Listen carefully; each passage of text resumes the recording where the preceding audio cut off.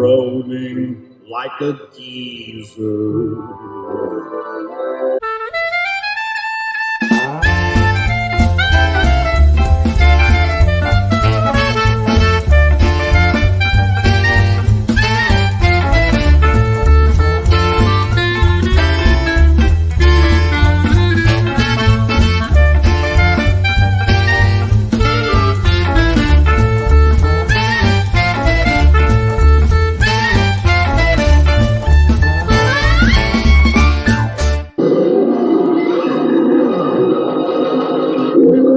As America's #1 ball pen, selling over 2 million a day, it's safe to say that Big Nose Pen. What does Big know pens? Do doctors play golf on Wednesday? Does Big know pens? Do rabbits multiply? The ever-reliable, virtually indestructible Bic, just 29 cents. Does anyone know anything the way Bic knows pens? Do they know anything like Bic knows pens? We'll find out if the Graybeards know anything about pens, because today, in our 51st episode, we are going to take on the challenge of drawing Barbarians with ballpoint pens. It sounds like a real challenge that guys of our maturity level should be up for. But I can't do it alone. So let me bring in the one guy that'll provide you with your epileptic seizure for today. It's David Williams. What's up?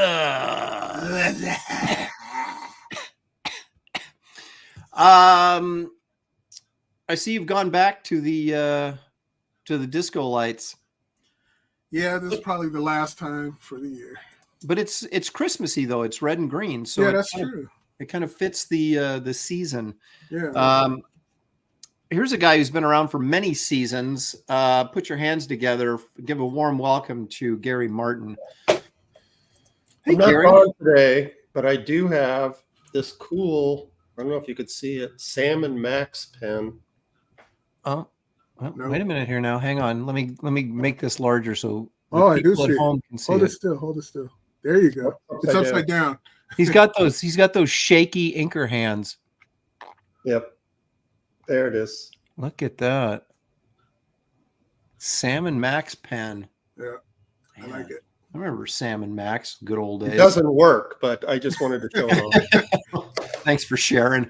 Actually, somebody bought me one time it was a Looney Tunes, commemorative pen or something, and it came in a case, and I never used it. And then I tried to use it, like it's got to be like 20 years old now or more.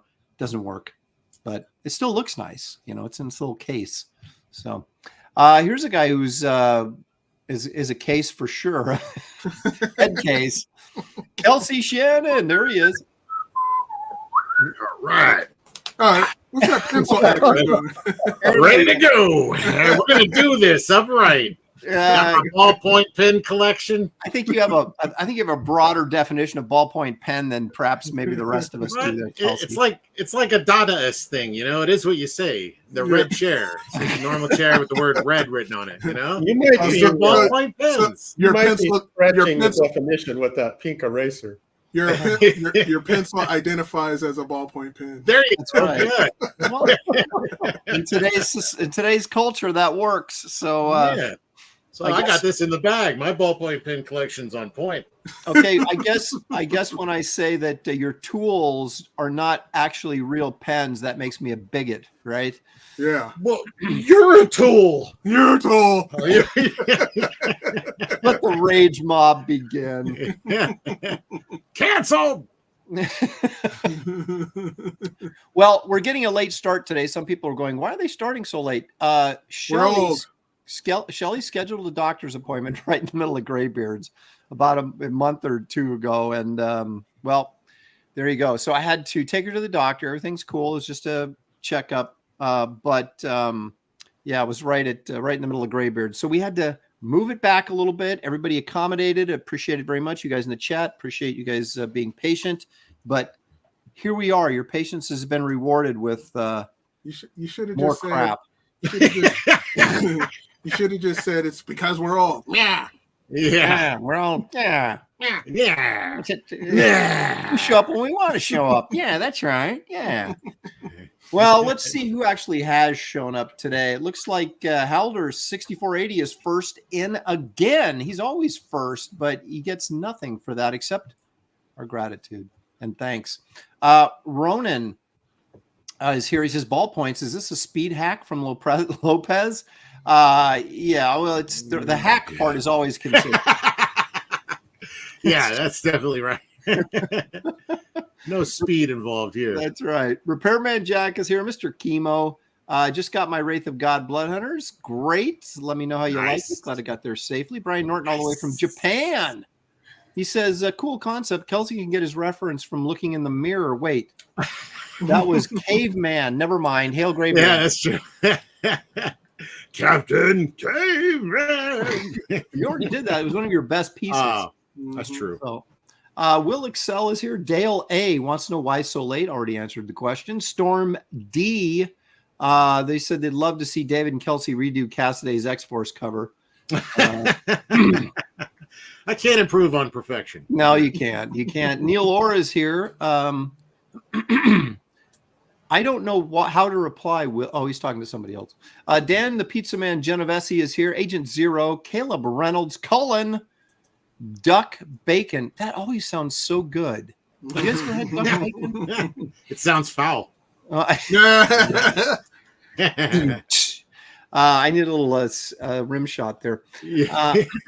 Squibs is here.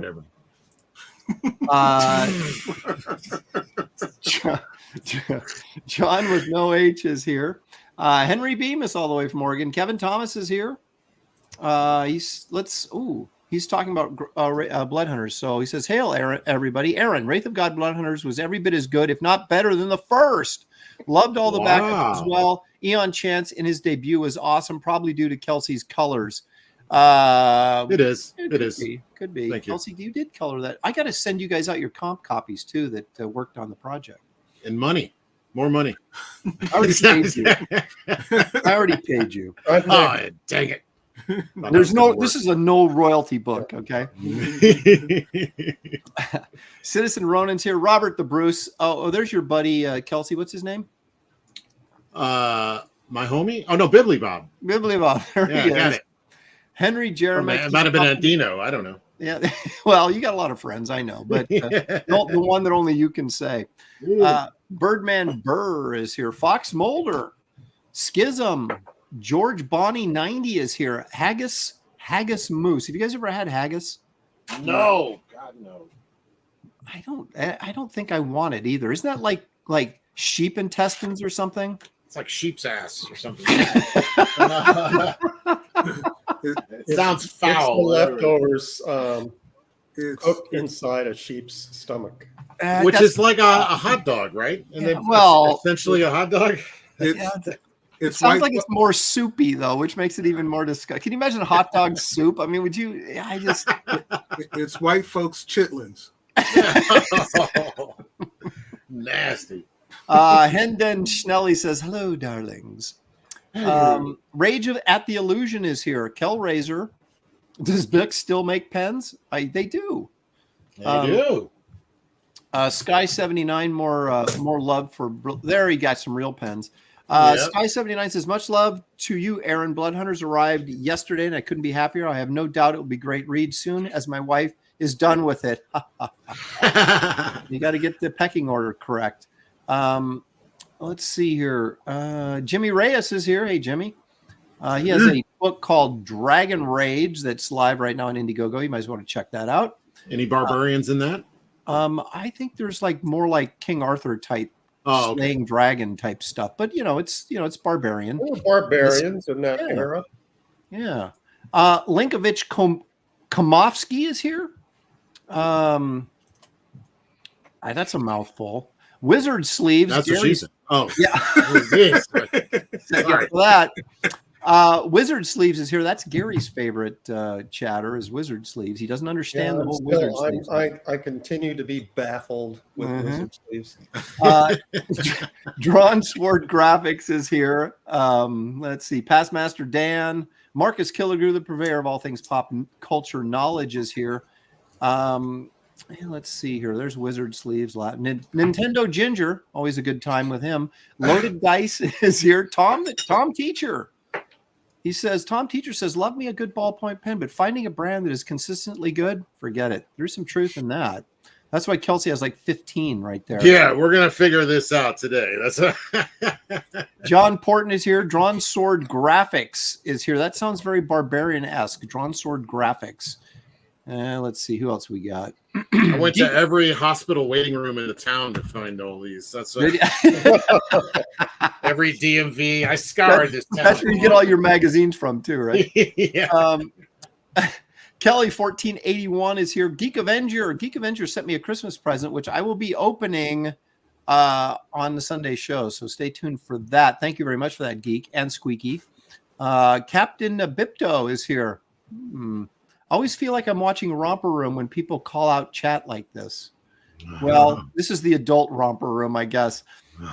Phil Devereaux I love that name, Devereaux. I actually had a fictitious private detective that his last name was Devereaux. I thought that was a really cool name. So there you go, Phil. Debonair. Devereaux.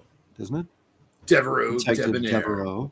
Art of Roy is here. Paul Taylor, our resident biologist, has made the trip in. Good to see you. Let's see. I think that's Joe. I always thought that was Snoop Dogg, but though that's Snorum 11 Aru. Sheep's stomach. Here we go. Sheep's stomach stuffed with oats and barley. Just like Mama used to shit out. Oh, I mean, pardon my French. Sorry. Oh my gosh. Jetto Jaga is here. Headless Bourgeoisie is here. Oh, look at this. Money already from Son of Liberty Radio. $5. Thank you so much. He says, Aaron, thank your poor mother for how well she packaged my books. They came yesterday in 2 Gemini mailers. Best book of 2023. Thank you, Son of Liberty Radio. I will pass on that information to her. She takes quite a bit of pride in bagging and boarding stuff. And she's been bugging me going, what do you got for me? What do you got? I'm like, Mom, slow down, okay? I got to get organized here. We just finished shipping. So. She's like, I got to make rent. And you're like, I don't have anything. And you better not miss rent. Exactly. I don't have any work for you. You better not miss rent again. Doc Toxic is here. Is Kelsey the only one cheating this time? Well, that's pretty much a given, isn't it? Kelsey, can you read that chat? That super chat I just put up on the screen. I changed my channel to how you say it, Aaron. I changed my channel to how you say it, Aaron. Oh, okay. Bibbly Bob. Oh, you got to read the what name. Is it? Bibbly Bob. Oh, okay. Thank you for $2. Bibbly Bob for 2 musical notes. I changed my channel name to how you say it, Aaron. Biblio Bob. Biblio Bob. That's how I say it. Biblio Bob. That's easier. That's actually more accurate. Biblio Bob, like bibliotech. He was like Biblililio Bob something. It was really weird in there. I had a really struggle with it. But Biblio Bob. Was that the symbol for £2? That's like $20 US, right? Yes. I really love somebody. I think it was Brian Norton from Japan sent me like a gazillion yen or something, and it was like 5 cents or something. I don't know. You were like, I'm done. I don't have to I'm do rich. this I never have to stream again. Caesar's here. Robert Doan Pills is here. Hellraiser, we already got him. Gnomsky is here. And that's it. I think I got everybody. You guys, please hit the like and subscribe if you haven't done that already to this channel. It helps us grow and provide amazing, ridiculous content like you're about to witness in moments. Ridiculous, that's for sure. Yeah, okay. So at this portion of the show, we generally do our show and tell bits. David says he's got nothing to show and nothing to tell. So I'm gonna go right to Kelsey because he put something up on his board. Let's see what he's got here. Who's that? That looks like Billy Tucci. Yeah, it is. I need to send it to him. I need to get his address. Somebody send me his address. I send it over to him. Really, he's been on my mind a lot lately with his Godzilla breath photo. But I've been sending out original art all week. Hopefully, people will be getting them soon. Unfortunately, I got a fellow in Australia. It's going to take 2 weeks to get to him out there. Yeah. Which is crazy. Tough. It's tough out in the outback. You know, they don't have a lot of people that travel out there to deliver mail. And America tracks it, and then when it gets to Australia, they're just like, "Good luck." You know, good luck. No more tracking after that. But that's the thing. When you ship international, man, it's like it gets to wherever country it is, and then it's off the board. So good luck. Well, I was organizing all the Graybeards stuff that I had left, and was kind of like going through some of this stuff, and it was really a treat. I had forgotten about some of this stuff, isn't like it amazing? this one. Like I didn't even. I remember that. I'd forgotten all about that. There's our Western Fantastic Four, I guess. Yeah. So that's my favorite right there. The Go multiple back. man with the big booty chick. Yeah. Look at Yeah, that's a good one. I like that. Yeah, see. Some lucky person's going to end up with that for $5 probably. And then it's the one from the video today. Classic. That's classic right there. That's not from Graybeards. The little is that Shank? It's one I didn't finish. No, it's a precursor of Shank. He already shunk. You know. Okay. So yeah, here's some random girly drawings I did. That's mine. Let's see the one with the rooster. Wait. That's mine. What one? The one with the radio head. Oh yeah. Well, you got to ante up, pal. You know what I want. Yeah, I know.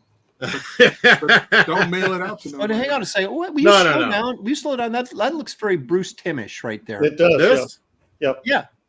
Yeah, that's painting with gouache.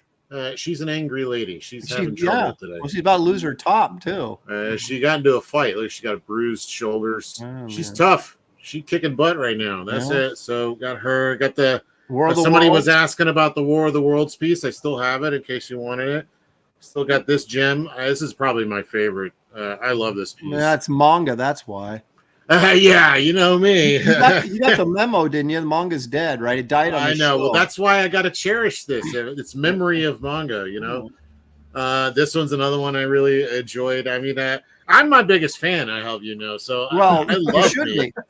It's not Graybeards, but yeah, a little electro booty there. That's nice. a little electro booty there. There's the 7 one. Movie poster, for 7. Completely forgot about that one too. Yeah. It's last week's. How could you forget about that? The fire. That was something else, man. That was exciting times. Or was this last week? This was no. This was the Western ones last week. I love that. I honestly can't even keep track of all these. I mean, look at it. Remember Schwarzenegger? Arnold, yeah, that's right. We did like 80s movies or something. 80s action heroes. Man, you should post these up on Comic Art Fans. Oh, Scooby-Doo, look at that. Yeah, I'd forgotten. I still haven't finished a lot of these. David, nobody goes to Comic Art Fans anymore. Oh, really? I don't know about that. I don't know either. I don't go. Oh, I'm sorry, not Comic Art Fans. I thought you were talking about Deviant Art. Yeah, Deviant Art. No, I didn't say that. Oh yeah, Comic Art Fans. Yeah, you should. You get some buyers in there. Those guys got moolah.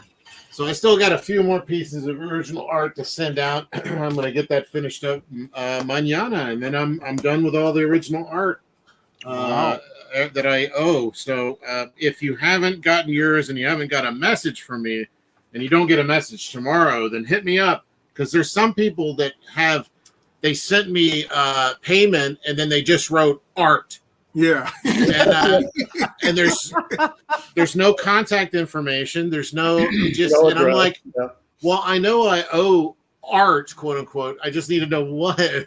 Yeah. You got to tell us, you guys. You got to tell us what you bought from us, or it's very hard to know. So I'm wanting to take care of this before the year's out. So if you're still waiting on me, just throw me an email and we'll work it out. We'll get you your art.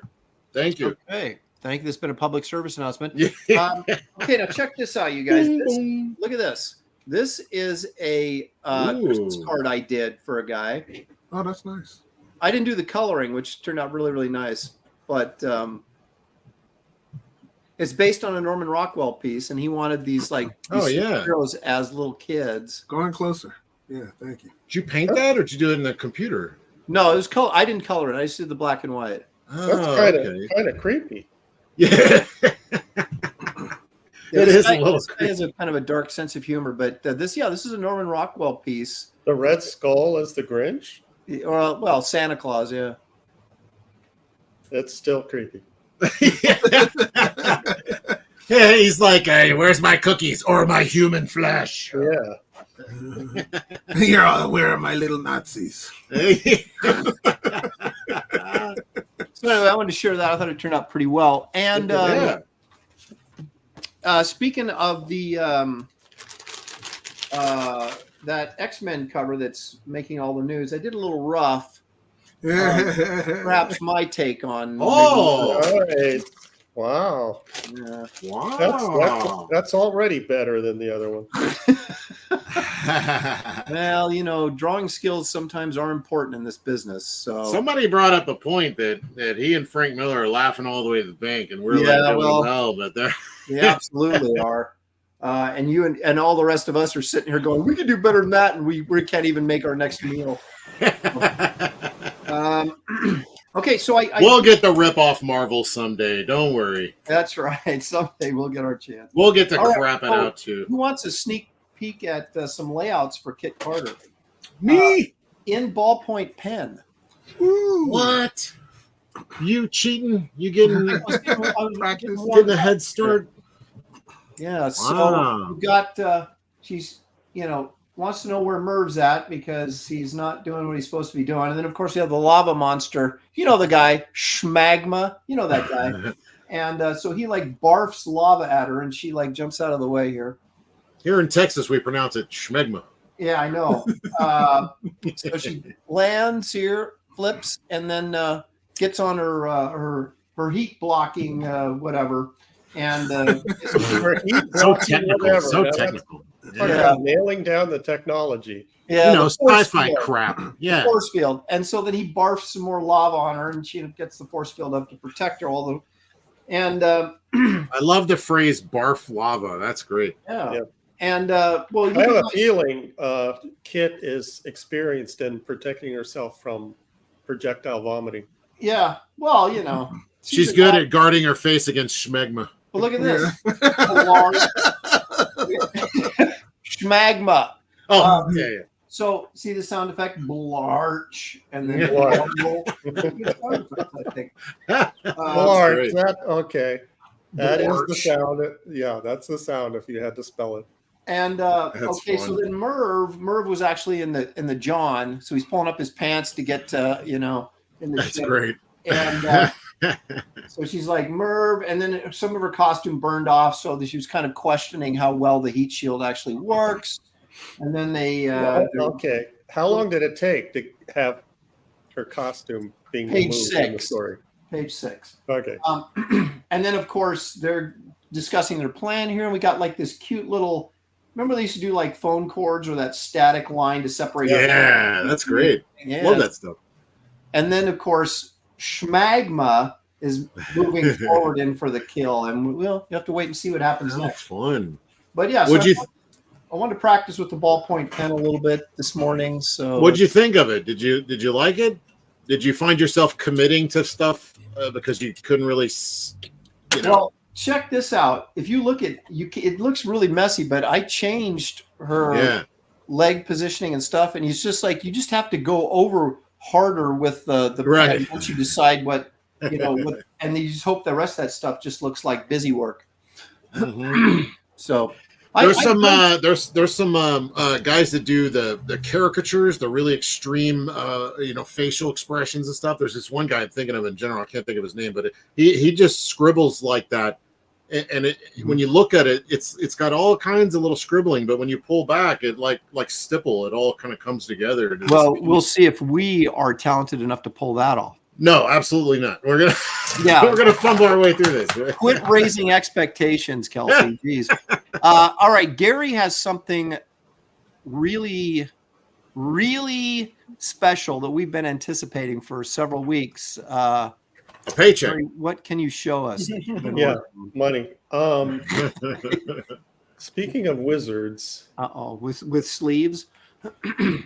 a couple of weeks ago when I was talking about this project that I was working on, Uh-oh. Oh Kelsey crap! called it. Oh my god! Are you freaking kidding me? The screen ain't big enough. Hang on. Holy I gotta blow this smokes. up. You So are let me, nuts. Is this just for you, or did somebody buy Someone- this? It's Or- a commission. So could you pull up my screen? Oh, okay. Oh, you got Any white on this one? I always got to ask. That's my it's Pat. There's a little question. bit. Oh, okay. Thank God. So this is your This was my recreation of Wrightson's Wrightson's wraparound cover. Frankenstein. Wow. This Holy is a commission. Moses. That And this is probably- all brush. It's No, 99% brush. Okay. 99%. Oh, then never mind then. Yeah, forget Let's it. move A on. couple of the long, Throw that crap long- out. Jeez. long lines That's are ruled. fantastic. But I it's, can't. How? Okay. So how long did you work on it's this? 18 by 30. How long did you work on Big. this? Total hours Yeah.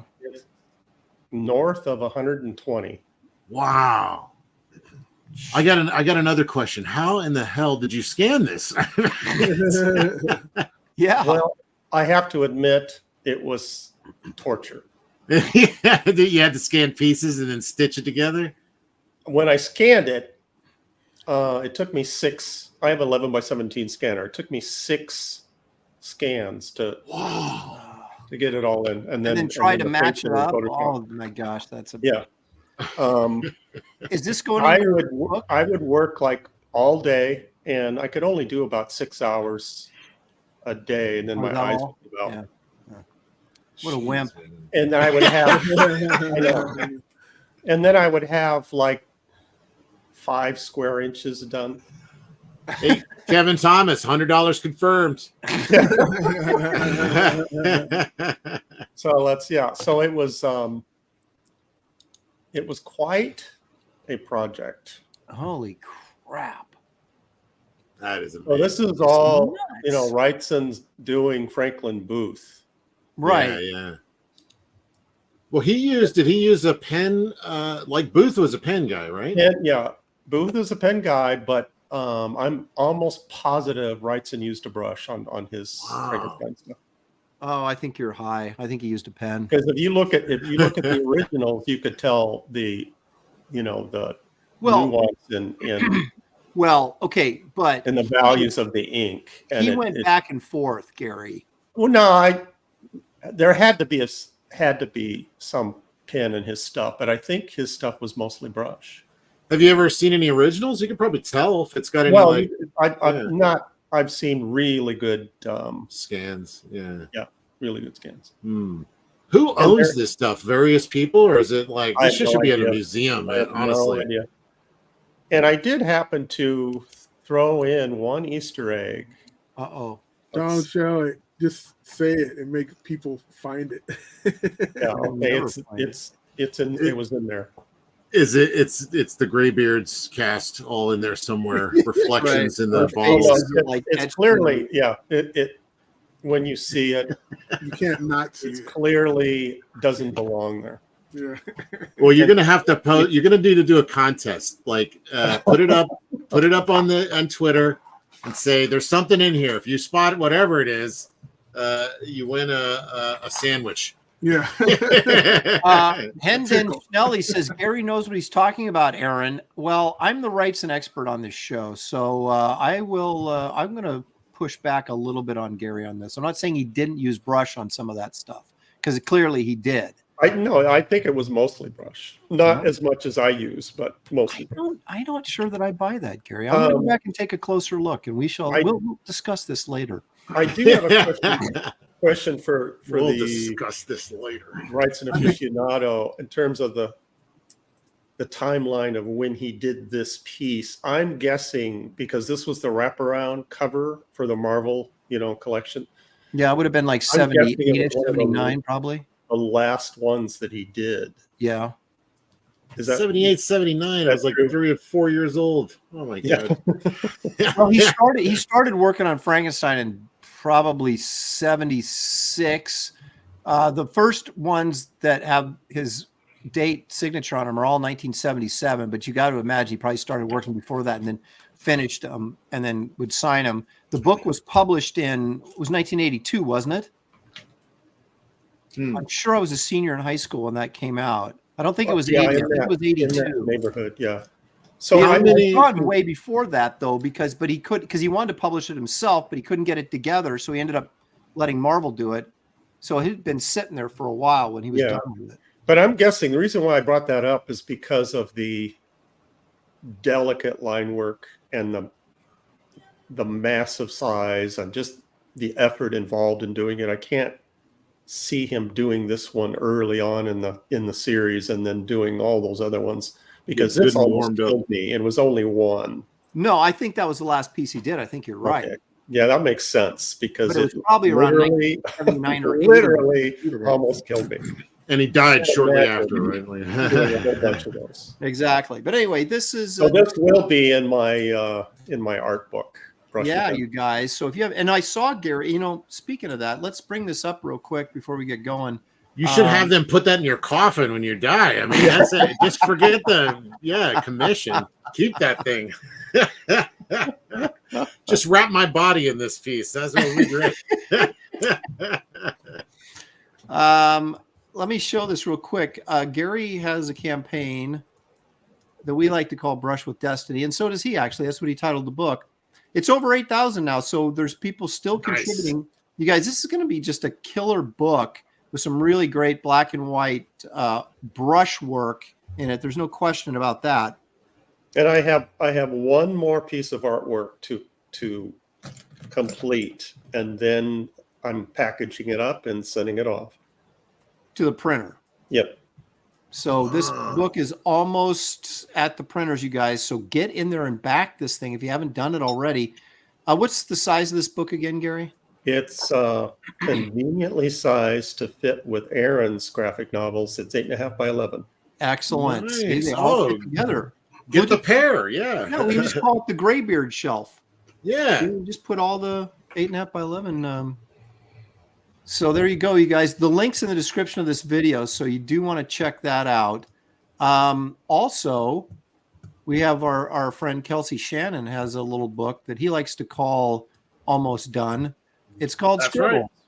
Right. That's right. We're in the home stretch. Like I said, I got maybe 2 more pieces of art to shoot out from this, and then going to be sending it to the printer, and then sometime in hopefully January. It might be toward the end when everybody gets off vacation. But yeah, we're wrapping this up, and then closing it down, and then we begin the journey towards Shank. After that, we got a lot of Nexus coming after this, and then Shank. So yeah, it's I'm super excited. Kit Carter, don't forget about Kit Carter, my friend. Oh yeah, that's in there somewhere too. Yeah.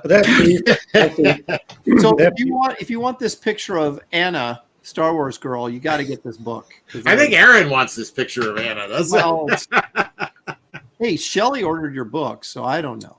I'll turn this one into a Kit Carter piece. She could be holding the monkey guy. What's his name? Frank? Merv, the outfit chimp.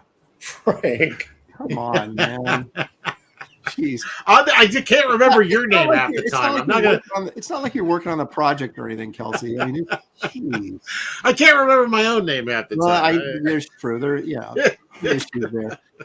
We also have a fearsome. David, tell us about this. She's eating lunch. She's like, what? It's a cool book. You guys should get it. Thank you very much, ladies and gentlemen. David Williams. That looks fantastic. This is like an ash can, but it's a regular size comic book. It's not a smaller size. It has the first 11 pages of the story in there, plus all of David's sketchbook material that he won't share with us. He's working on it right now. But this is on Indiegogo. You'll find the link in the description of the video. This, of course, is Ethan Van Sciver's Fearsome, drawn by our very own David Williams. He shared a few things, some colored pages, it's looking fantastic. It does. It really looks good. And just imagine how good it would look if someone else were drawing it. But, probably not very. But no. And then real quickly, if you don't mind, I will show you this. This is the book that Kelsey's working on, but can't remember anything about it. This is Kit Carr, right? Kit Carr and her monkey Frank. Kit Basher. Yeah. This is a Kit Carter graphic novel, you guys. We did have a big closeout on Sunday, which went really well. Thank you guys, all of you guys, for actually being there to help me out. And then also guys in the chat, people that supported the book. But it's in demand right now, so you can still order this baby. 64 pages, 8.5 by 11. There's a hardcover, there's a soft cover, and then there's Kelsey. So this is the sequel to Get Carter. That's right. That's so if you not want the Stallone one, no. If you want my brilliant writing, my incredible pencils, and Kelsey's above average coloring, this is the book for you. Look at that coloring there. It's so beautiful. Nice. Look at that art. Hey, man, I can play this game. Oh, yeah. Speaking of this, since we're showing this off, I wanted to share, we're always talking about the crop of this image, sweet image by Gary Martin. I've been complaining about the crop of this piece for quite a while. You're talking about the boobage crop? Yeah. If this wasn't square bound, Aaron, or 8.5 by 11, if it was 11 by 17, we'd have a little more to share there. Oh, right. Yep. Oh. So I wanted to show you, there actually is more to this drawing because I got the color and I got to see the rest. It's all in the crop, folks. Okay, do you need to go big here, or are you going to? Okay. Yes, go big. Yeah. So share my screen. So here we go. This is what we know of it. This is what we're used to seeing. Well, lo and behold, as I scrolled down when I got the file, noticed there was like a whole other thing going on down here. I don't know what was going on here. And why does she have 3 arms? The potential was here for so much more, Gary.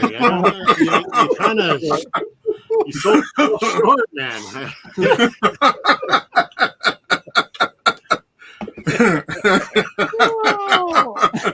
But he knows what the right part is to really focus on. I think he nailed it. So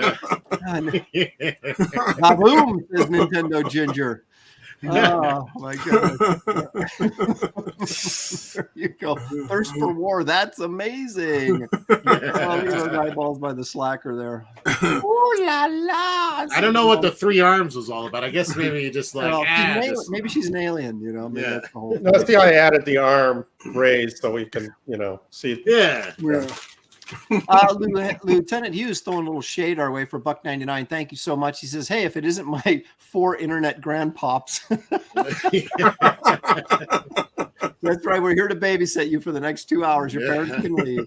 Go get grandpops a beer. Yeah, that's grandpop sir to you, buddy. Yeah, that's right. Bob Gable for $9.99. He says, "Love you, Aaron. I'm a backer. Thank you, Kelsey. Are you really mad at the Jack Show, or is this a work? I don't know. I'm not mad at Jack Show. I just don't want to do it anymore. I don't understand the question. It's on too late. I'm old. I'm a graybeard. I need to be on earlier. Already, this show is now on at 5 o'clock my time, and we're pushing the limit. Yeah, this is falling dinner. Asleep right now. This is our dinner time. Then we got to go night. Right. Lord Raptor Jesus says CB nursing home. Yep. There you go. Well, this is what I think of that.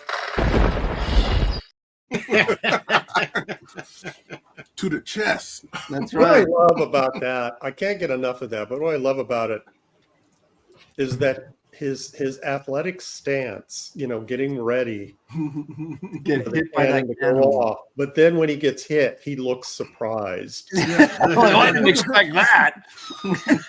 You guys weren't supposed to actually fire it. Right. Yeah, how prepared can you be for a cannon to the gut? I mean, this is more painful than I thought. Henry Beeman says Kelsey needs to go watch Matlock. Yeah, right. I got my old VHS tapes and beta of Matlock. So, oh my goodness, I'm gonna go drink me some Metamucil and Hey, there it is. Jimmy Play Ray. some pinochle. This Graybeards is brought to you by Metamucil. So There you go. Wash it down with a lifetime of regret. What is this? Lifetime of regret. See, look, he's got some hard toffee candy or whatever over What is that? Hang on. What do you got there? That's old people candy, in case you hadn't noticed. Right. No, but you can't. Old people can't eat that hard candy. It sticks to their dentures and it pulls them right out of their Well, mouth. that's what you give to the grandkids when they come over. Oh, okay. Oh. Here you go, baby. There you go. There you go, Now- precious grandbaby. Graham Nolan gave me this last night on Graybeards because we had like a Secret Santa gift exchange thing, and I got Old South Oh, see? Oh, man. spicy Brussels sprouts. I'm telling you, these are good. Wow. If there were ever any indication that you're dealing with old people, we're showing you right now. Where are my prunes? no, Let me- don't do Ah! That's good stuff. Oh, God. Just like Nana used to make. Oh, that made Wow, me I sick hope a you little have bit. a convenient bucket nearby. Oh, good. They're spicy. They're a mild pickled flavor. They're really good. But- Puts a little hair on your chest. See? All righty. You got hair everywhere anyway. What are you talking I know, except up here. That's the problem. about? Yeah. All right, gentlemen, we're going to start drawing. The question is, what? Look, I got my glucose tablets. I mean, we're old.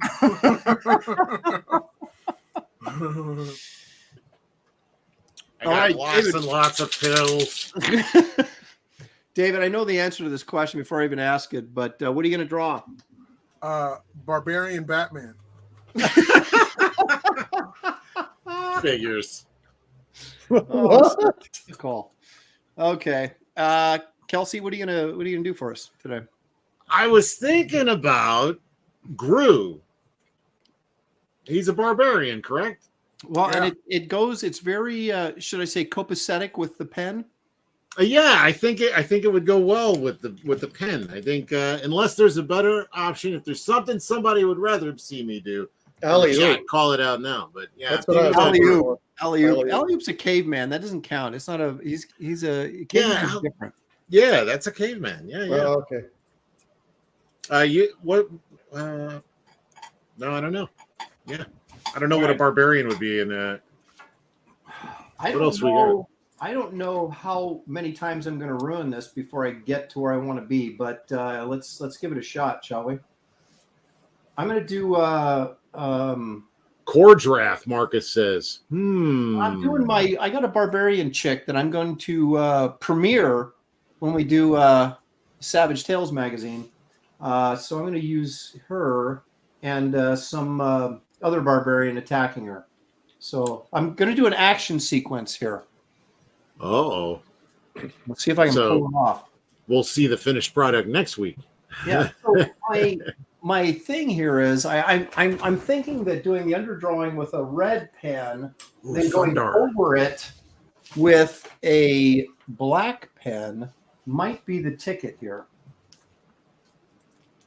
I got that Man. shadow right there I want to get rid of, and why is that? Oh God, I'm seeing some great options. I mean, there's Star Slayer, Dragon Rage. That's not a barbarian though. Great suggestion. Cordrath. Cordrath is a good one. I think I missed the CG character day, so Oh, that's right. You skipped out. You were I could kill two birds with one stone here and do Cordrath on Barbarian Day with a ballpoint pen. you could, and maybe you should. Art of Roy says Raquel Welch, though. That's a strong argument. Strong argument. Well, that's again. That's a caveman. That's true. Yeah, that's a cave woman. Cave babe. All right. Well, I'm inking already, so Yeah, we technically all are, aren't we? I think we all are. All right. I'm gonna do Cordrath, I think. I think you should. Let me look him up here. There's only Okay, Cordrath. well, yeah.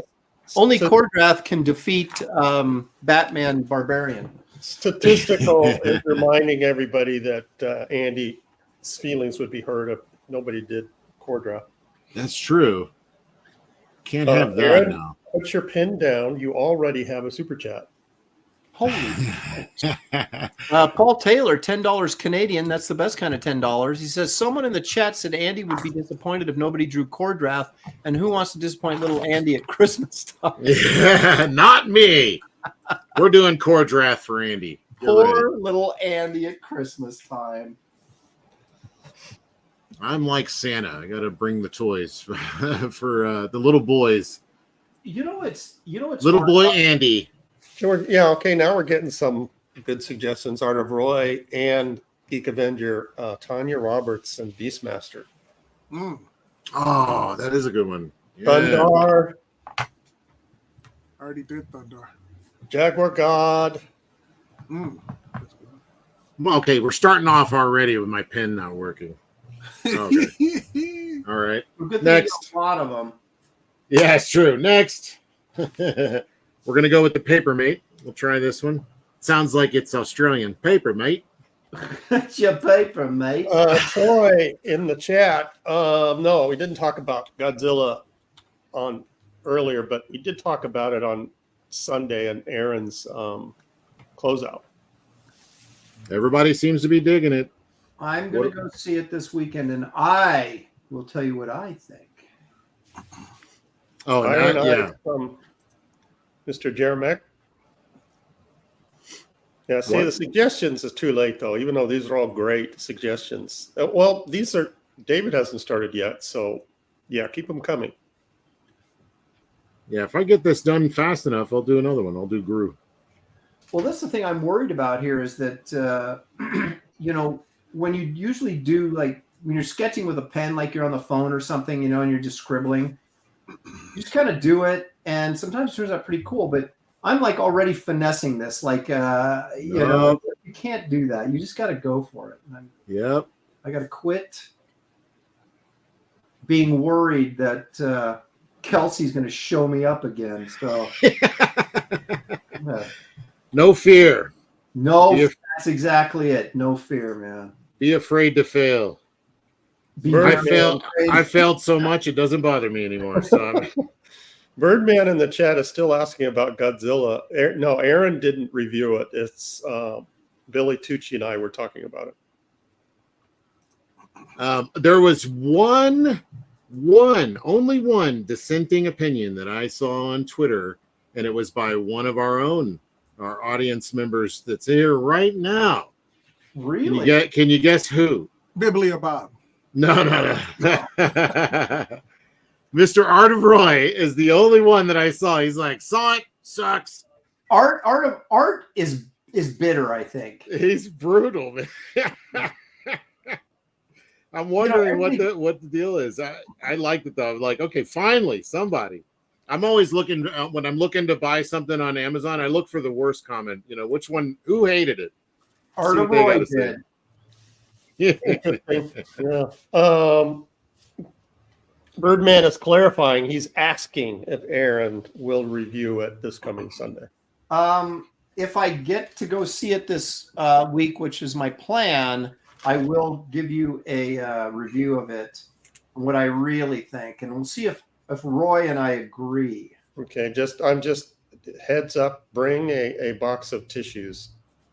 Okay. You're a big crier. Not according to Roy. You don't have to. Unless you cry because it sucks so bad. Yeah, Roy. It sounds like Roy cried because of the ticket price. There you go. Now you're onto something.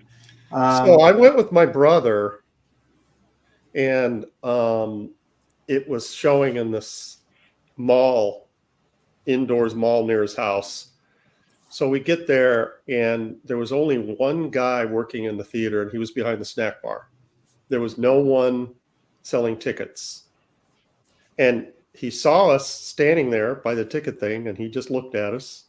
So, so my brother and I are like, okay, now what? But there Your was move. a self-service machine to buy your own ticket, and it's one of those reserve seats kind of things. Yeah, yeah. So between the two of us, neither one of us could figure out how to get a ticket. It was that complicated.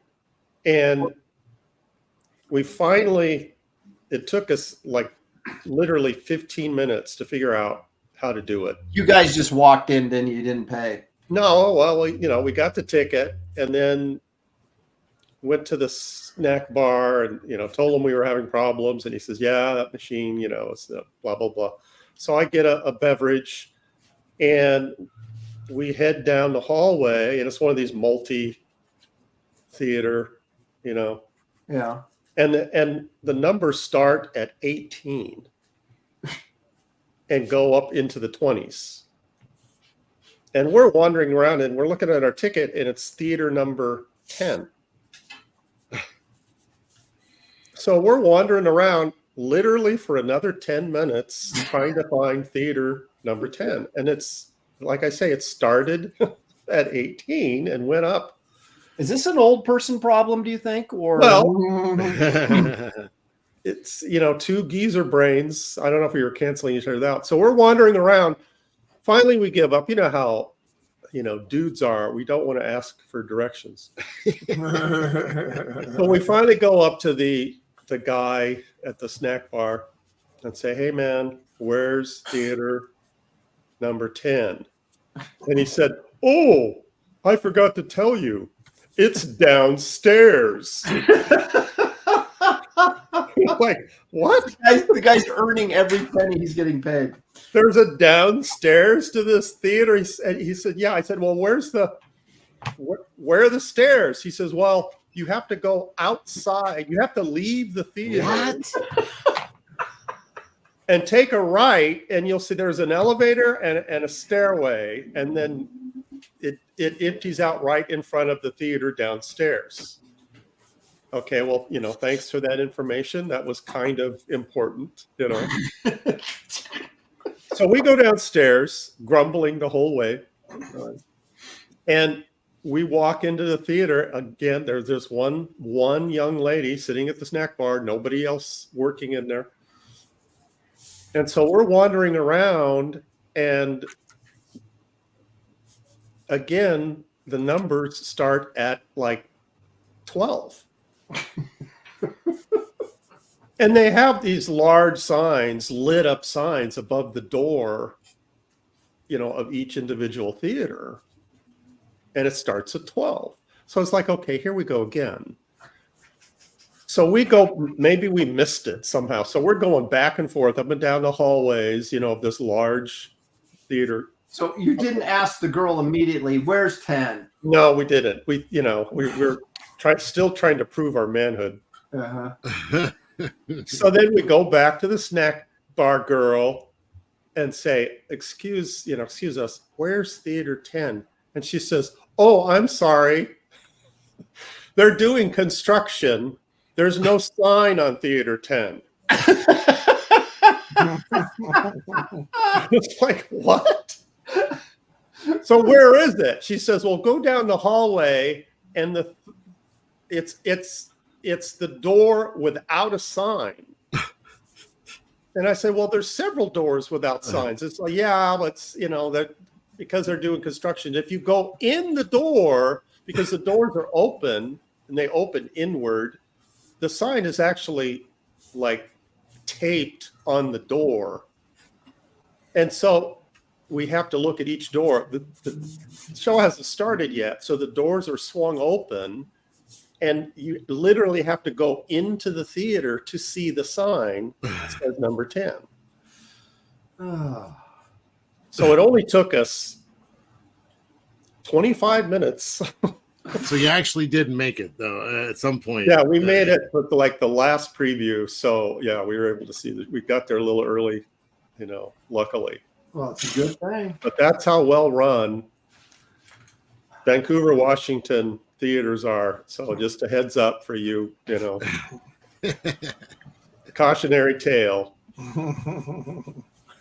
That reminds me of that scene in Back to the Future, where he first arrives at the 50s and in the 50s, and that car drives up to the gas station, and like 5 guys run out to do service on the car, and you're like, and now the modern day service. What? How can I help you? It's like when I drop the stuff off at the post office. What's this for? Mailing them? What do you want me to do about it? I don't know. Do you work here? Oh my gosh. It's what, is that for real? Are you serious? for real. I brought all these books to the loading dock. I had them in a big, roller thing that I got from the loading dock. Rolled them up to the door of this dude. And I'm not saying that because he had long hair that he was a hippie, but I'm just saying he had long hair. Comes walking out in his little, he was obviously an employee there. And he's like, what's this? And I go, well, I'm, dropping all these packages off to be mailed. What do you want me to do about it? It's like, they're crazy. pre-stamped. They're ready to go to be shipped out. I just want to know if I can, where you want me to leave them? He's like, I don't know, man. He goes, I'm leaving. He went out to his car. And I'm like, is there anyone else here? And he goes, yeah, there probably is. And I'm just like, There probably is. oh my gosh. It was just Angela, I'm in Vancouver, Washington, which is just across the river from Portland. Yeah, I used to live in up in the hills, like Hillsboro, or what else is up there? Up north of Portland. well, north of Portland? Yeah, like when you go through that tunnel and then you drive up into the hills, there's Like the Skyline area? Huh? The Skyline area? Yeah, there's the West Hills of Portland. Yeah, the overlook West the Hills. city. Yeah. Well, you didn't live I'll up have to there. That's where the rich folk live. I have to look it up on the map. Oh no, these definitely weren't rich folk. Well, Hillsboro's It's west. like up in the logging camp kind of areas, way up in the hills. Oh, dude, Hold you're on, I'm gonna talking look it about up. west. You're talking. Well, that's about okay. That's more toward the coast. Let me see, Portland. Yeah, because that's toward the coast on Highway 26. That's timber country. Yeah. Yeah, I just remember going. I used to go and try to bang on the windows at Dark Horse every day. In Milwaukee. Yeah, in Milwaukee. So, and I'd have to drive through these big tunnels to get into town. It was always scary as hell because it was always kind of drizzly, and that town is nothing but bridges. So you just are sliding all over the place on bridges. It's terrifying, The theater we went to was in the Vancouver Mall. Oh, okay. Yeah, I used to drive across the. He doesn't remember. I used to drive over there into Vancouver because there was these comic guys, the Ortiz brothers. They did a comic called the Arachnus, and I hung out with them for a minute. They were kind of making tons of money. It was like toward the tail end of the Image boom, so people were still making money hand over fist for just anything. And they were having fun, had their own place, lots of gadgets and stuff. It was like, man, I want this so bad. I want to be drawing comics and have video games and things. Now reality's finally set in. Yeah, exactly. Enden Schnelly is saying Kelsey is having a flashback to his Bigfoot days. Well, actually, he's asking. Let me see. Hang on. You remember, like on Highway 26, like past Beaverton, past Hillsboro, heading. Yeah, I'm guessing it was. There was the logging camp. It's so much bigger than it was called Camp 18. It was just like really cool. Like they served like meatloaf and flapjacks and lumberjack food. Yeah. There were several just little this feels like a Mandela effect. I thought we already had this conversation before. Did we? Well, hey, we're on our 51st episode. It's like, are we supposed to remember everything we said before? We're old again. More evidence of our age here. I'm not seeing. Wait, let me find Milwaukee. Like a Milwaukee backtrack. is not in the area you're talking about. Well, I know, but I had to cross the bridge Oh, and okay. go through tunnels. I had to go through hell to really get there.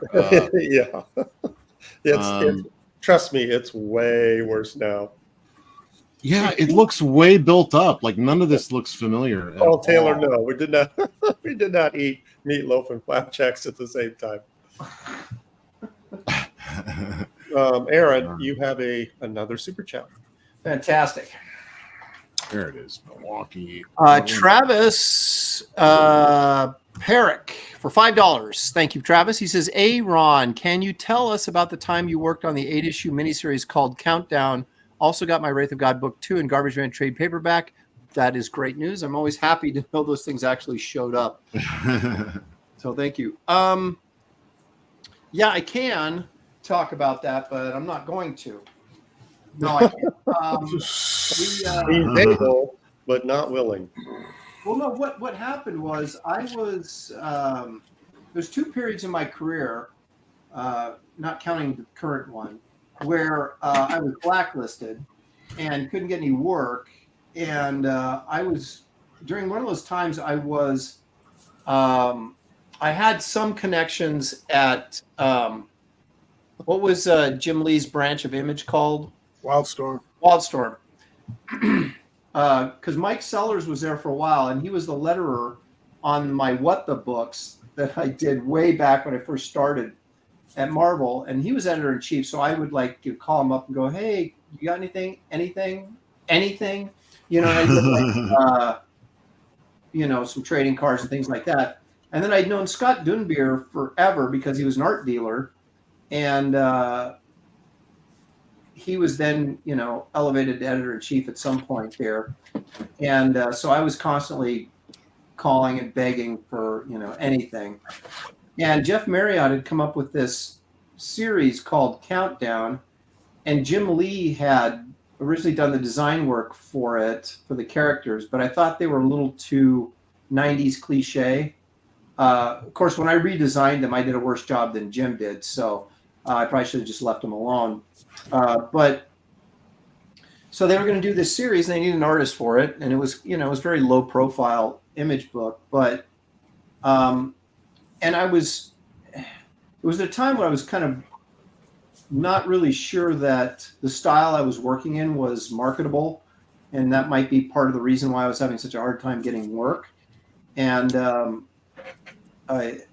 I kind of looked at Travis's stuff, and I thought, well, what can I steal from Travis and but kind of make it my own and see if maybe I can get something going here.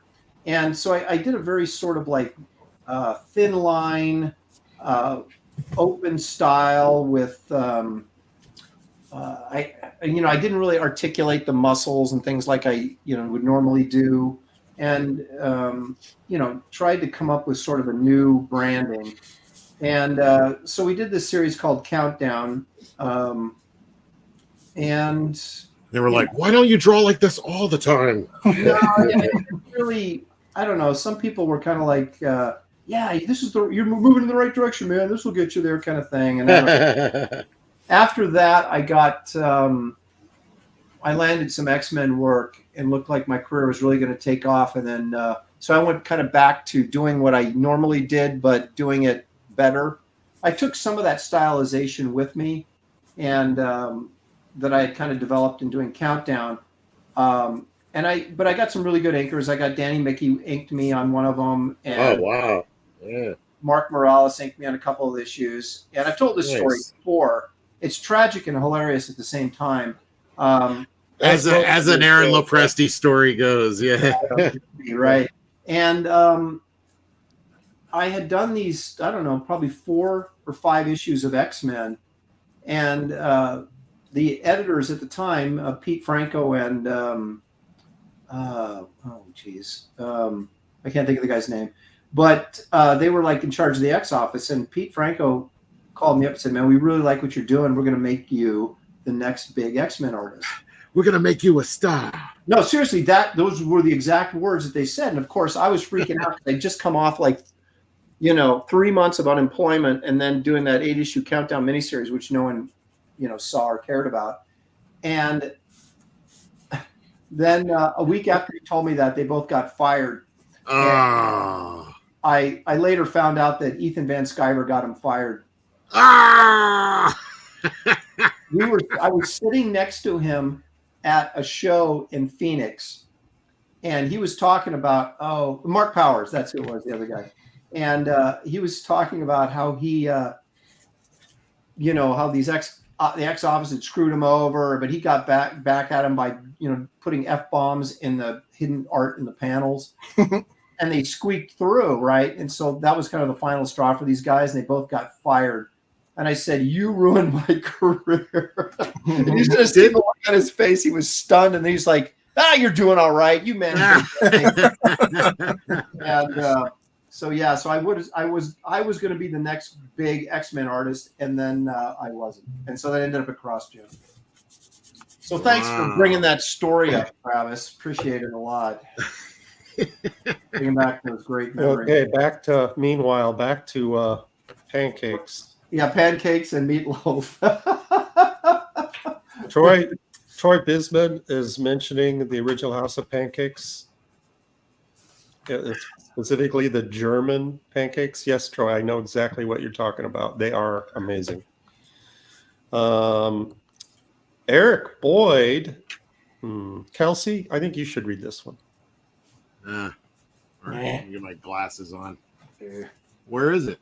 It's a little ways. Scroll a little bit. Keep scrolling. I'm way behind. Keep scrolling. Eric Boyd. Travis Parrott? No. Right after leg kick. In between leg kick.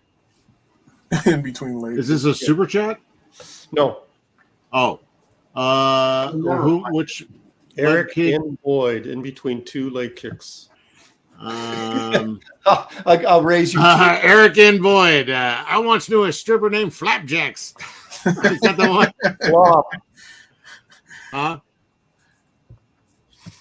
What? Never mind. Is that the right one?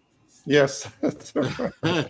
It says the payoff wasn't worth the wait. There was a lot of build-up, very little payoff, Gary. You got to do better than that. Yeah, that was my fault.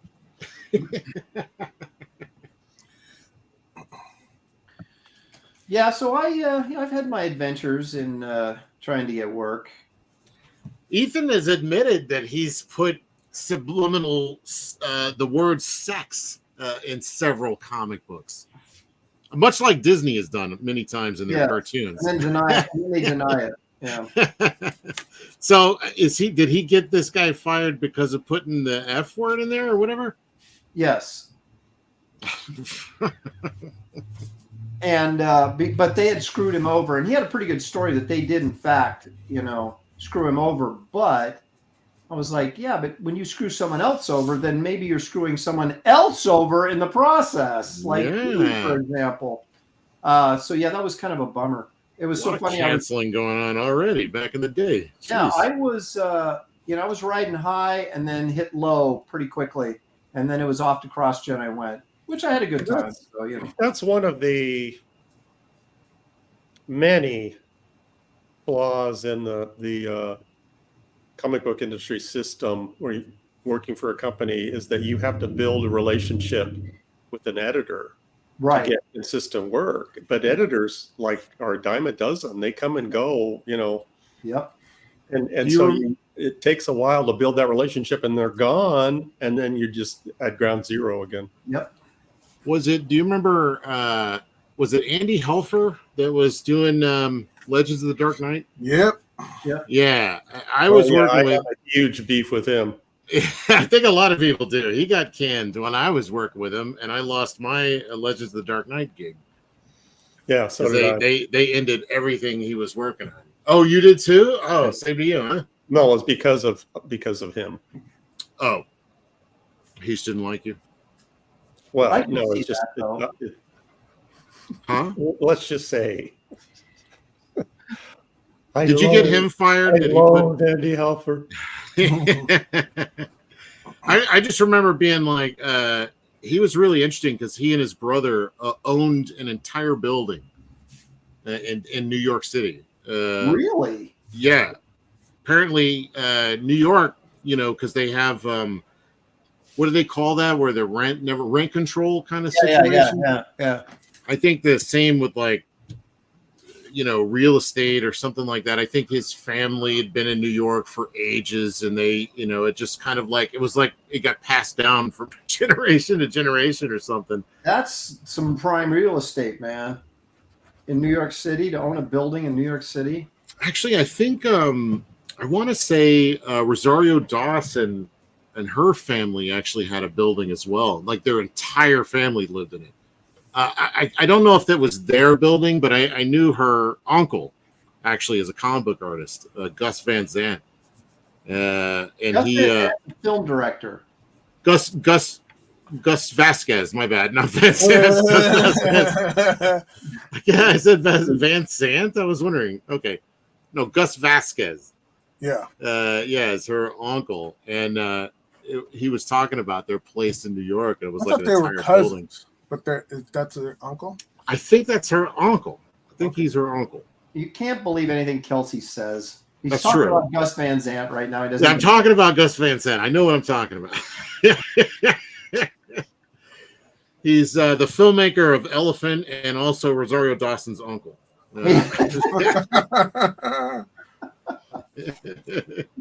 Gosh. Gus Vasquez. He's going to give me hell for that if I ever talk about him. Oh, he doesn't watch this show, probably. Nobody watches this show. What am I thinking? I'm guessing Andy Helfer's not watching us right now, would be my guess. Gus would never watch this show. No? No.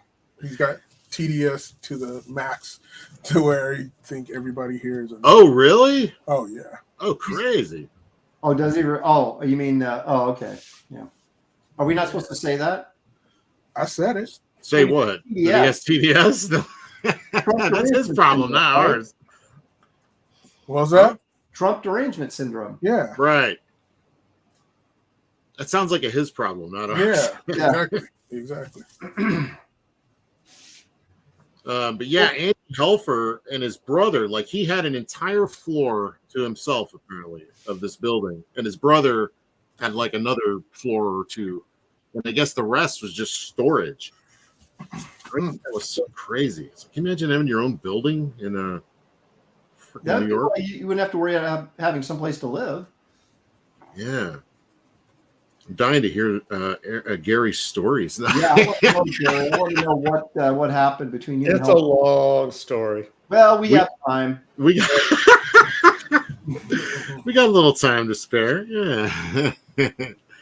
How juicy involves, is it? Yeah, see, I'll tell a little bit of it at a time. Okay. This week, all I'm going to say is it also involves Paul Glacy and Terry Austin. Oh, wow. Well, see, this is a spicy story now. I like where it's headed. So next week, I'll say more.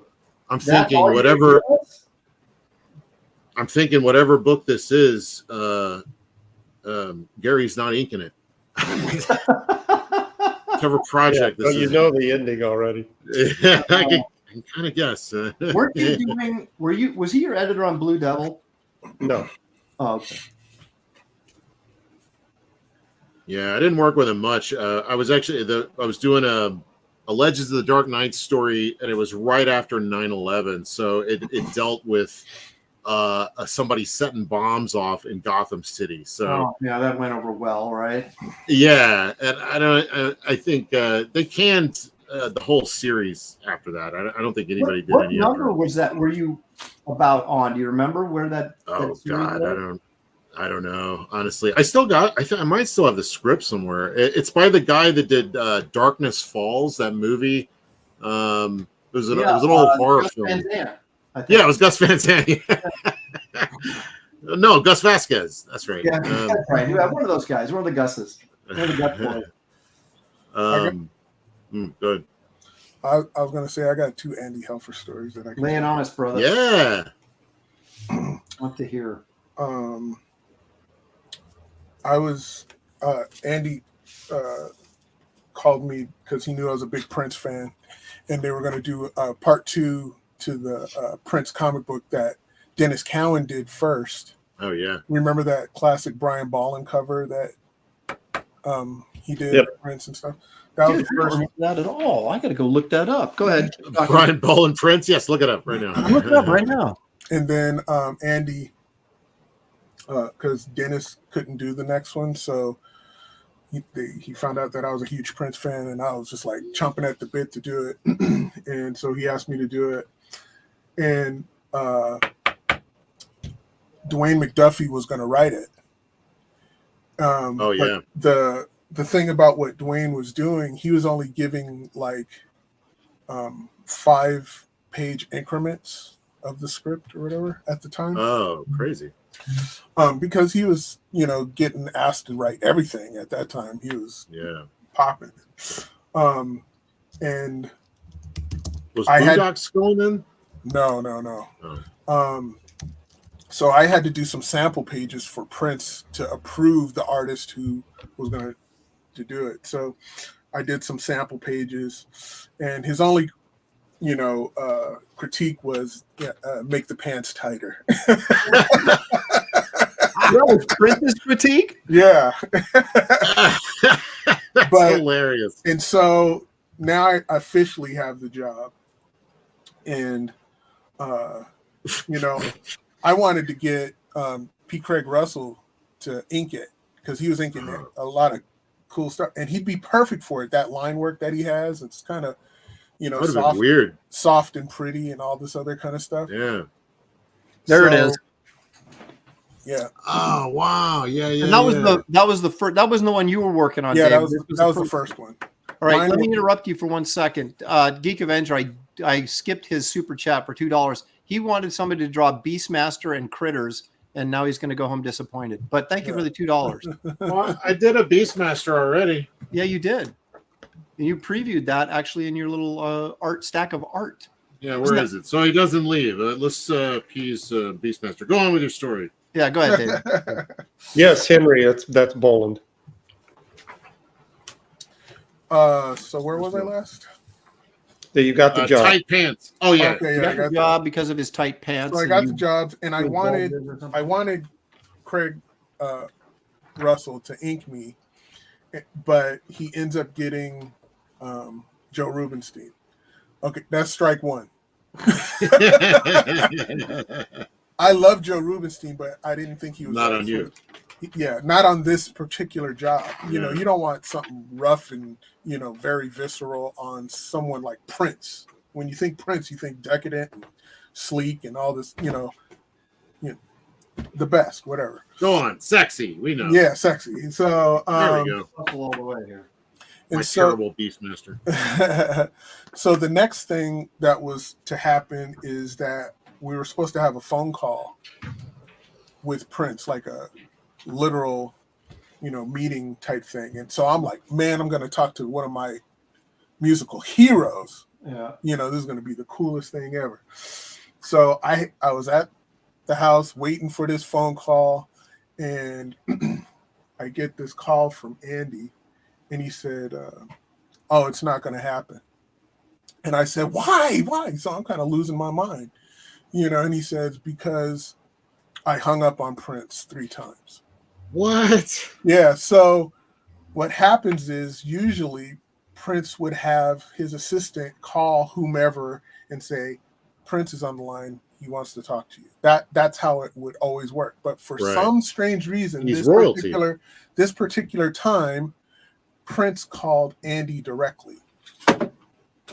And every time he goes, hello, this is Prince, Andy goes, quit playing around, David, and hanging up, thinking it was me impersonating Prince like I'm playing a joke, So he did it 3 times. So on See, that is something you would do.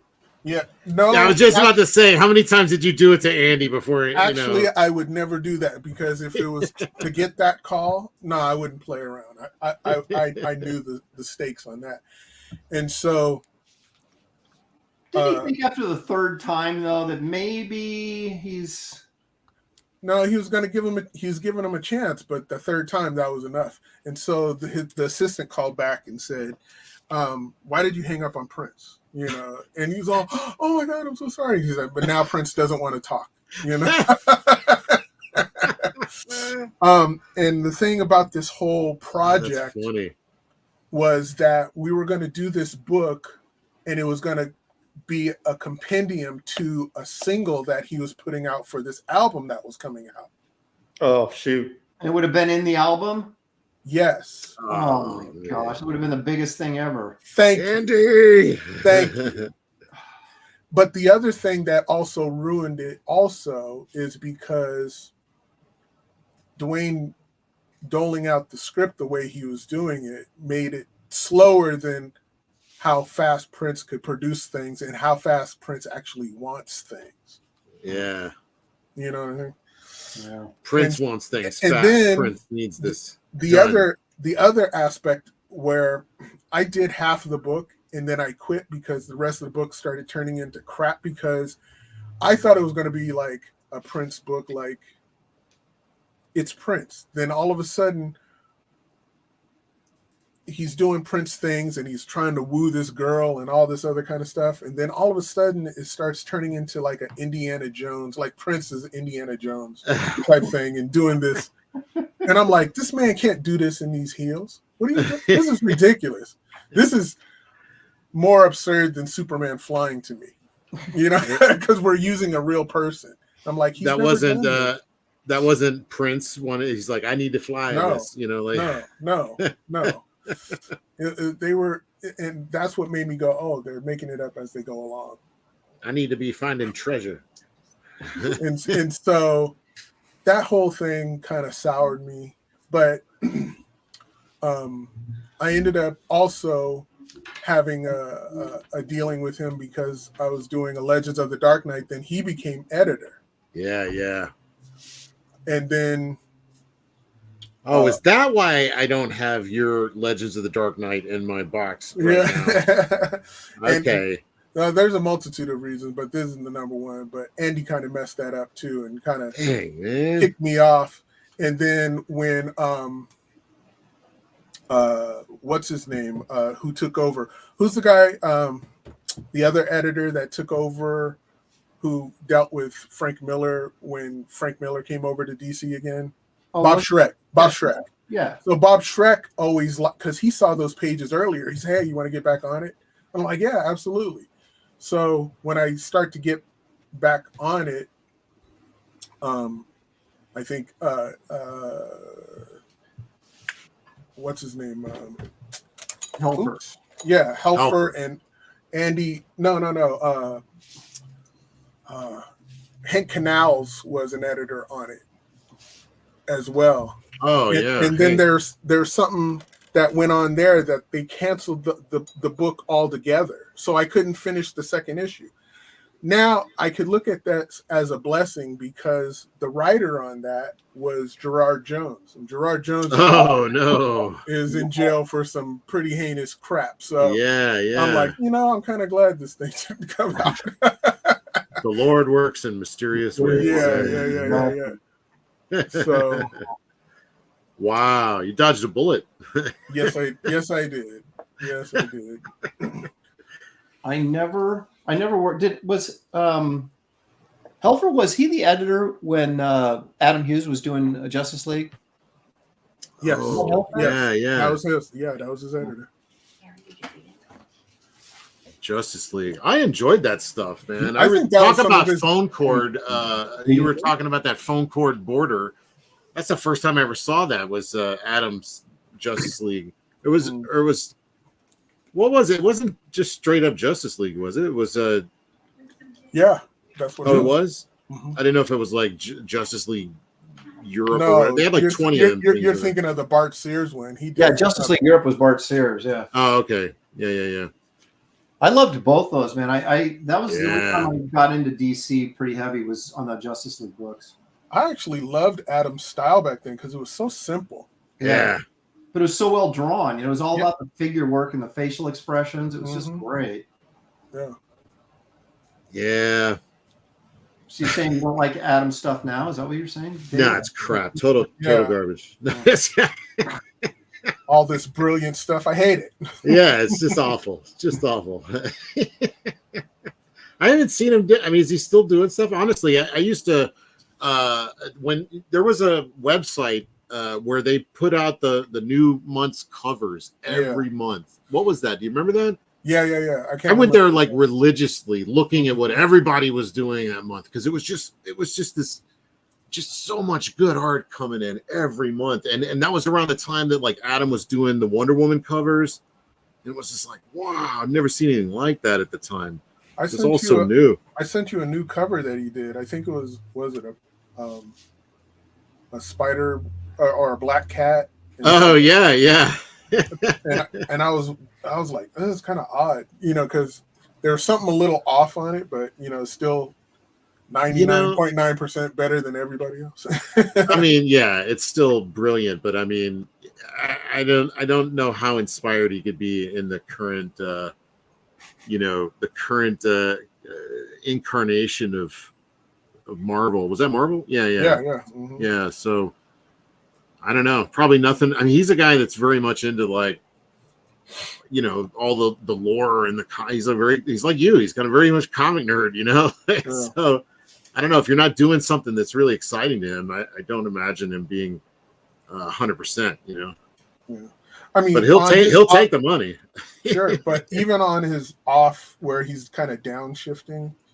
Oh, it's still, yeah. He'll never pull a John Cassidy. Yeah, I used to look at his sketchbook stuff just because I almost preferred that better. It was like clean and like a clean line stuff. Didn't have all the rendering and stuff, so you could just see the forms and. Are we still talking about Adam? Adam, yeah. I almost prefer the more simplified stuff. So. Well, his sketch stuff is great because it's got all that energy in it and stuff, and his finished stuff is just like so polished that it's still brilliant, but it's like I really like. I'm with you. I like his first draft kind of stuff. Yeah. I don't know. It's just cleaner. It's more fun.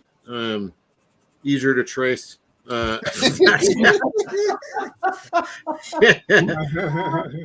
me wonder why. Yeah, it makes me wonder why he stopped. I don't know. Now we know what's going on. Explain finally. Yeah. Is that the only thing he's doing? He's probably not. I mean, who could afford to have him draw a whole comic? Well, I saw he did that Krampus Hellboy story a couple of years ago, and I think he did. Oh, that's right. Yeah. That was like the last thing I think he did a Captain America story, but I think that was prior to the Krampus thing. But I haven't seen. Oh, I never saw that Captain America. The last thing I saw of his was that Archie story that he did. Oh, that was. Oh, that's great. Yeah, I was pretty disappointed in that. Really? Yeah. I didn't like the coloring, that Jose Villarrubia. Like, I didn't think that was appropriate for Adam's stuff. It was okay, but wait, are you talking about the Betty and Veronica stuff? You didn't like that? No, I didn't. Oh, I loved it. Harry, get off the show. It looked like take him off, Aaron. it looked like his sketchbook stuff just kind of tightened up. I kind of like the rawness of it. Yeah, it was good. Yeah, Gary doesn't know what he's talking about. I think it's because Adam wrote the story, and it was very mundane. And it's like, is this the best you could come up with? Well, okay, I'm not. Who read the story? I was freaking looking at the. Well, I just think of the possibilities of what he could do with those characters, and the story was so boring. It's just like I think Gary's a writer, giving himself opportunity to really go to town. Well, I would agree that it wasn't it was kind of a day in the life of Riverdale or whatever. Right, exactly. Trying to remember what the only thing of Adams I read. Two things. I read the Star Trek graphic novel that Chris Claremont wrote that he did. That was fun. And then the Gen 13 Ordinary Heroes thing that he wrote. Yeah. I don't think I've ever read any other comics that he drew. Is this true? Pantheon in the chat, it says, don't forget Adam has been working on a Wonder Woman story for more than 20 years. Is that true? But he was also following up Eduardo Rizzo on a Batman series. I mean, he's kind of attached to a lot of things that just.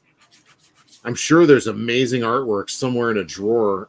That's I'd love to see.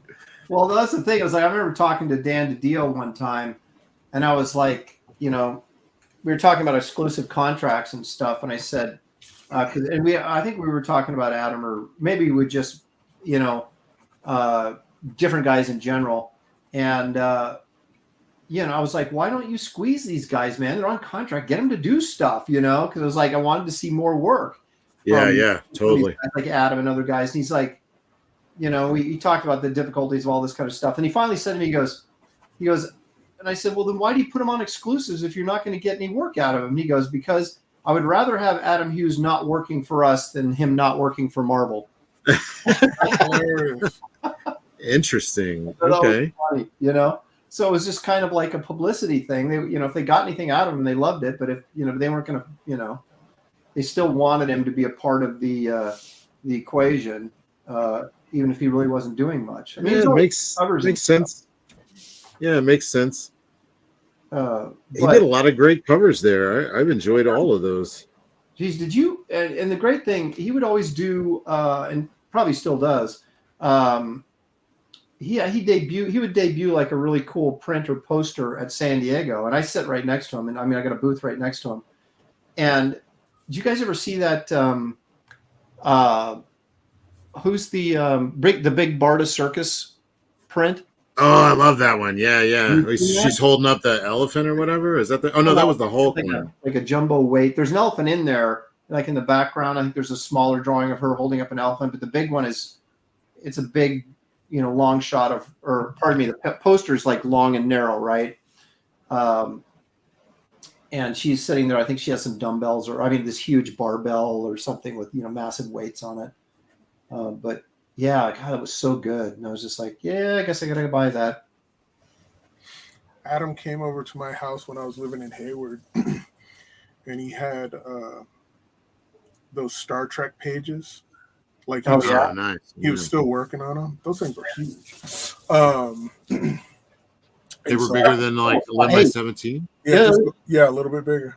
They were 8.5 by 11 was the format, so they were probably like super big. Yeah. Oh, and kind of like Kit Carter, Planet Doom, which you can back by following the link in the video.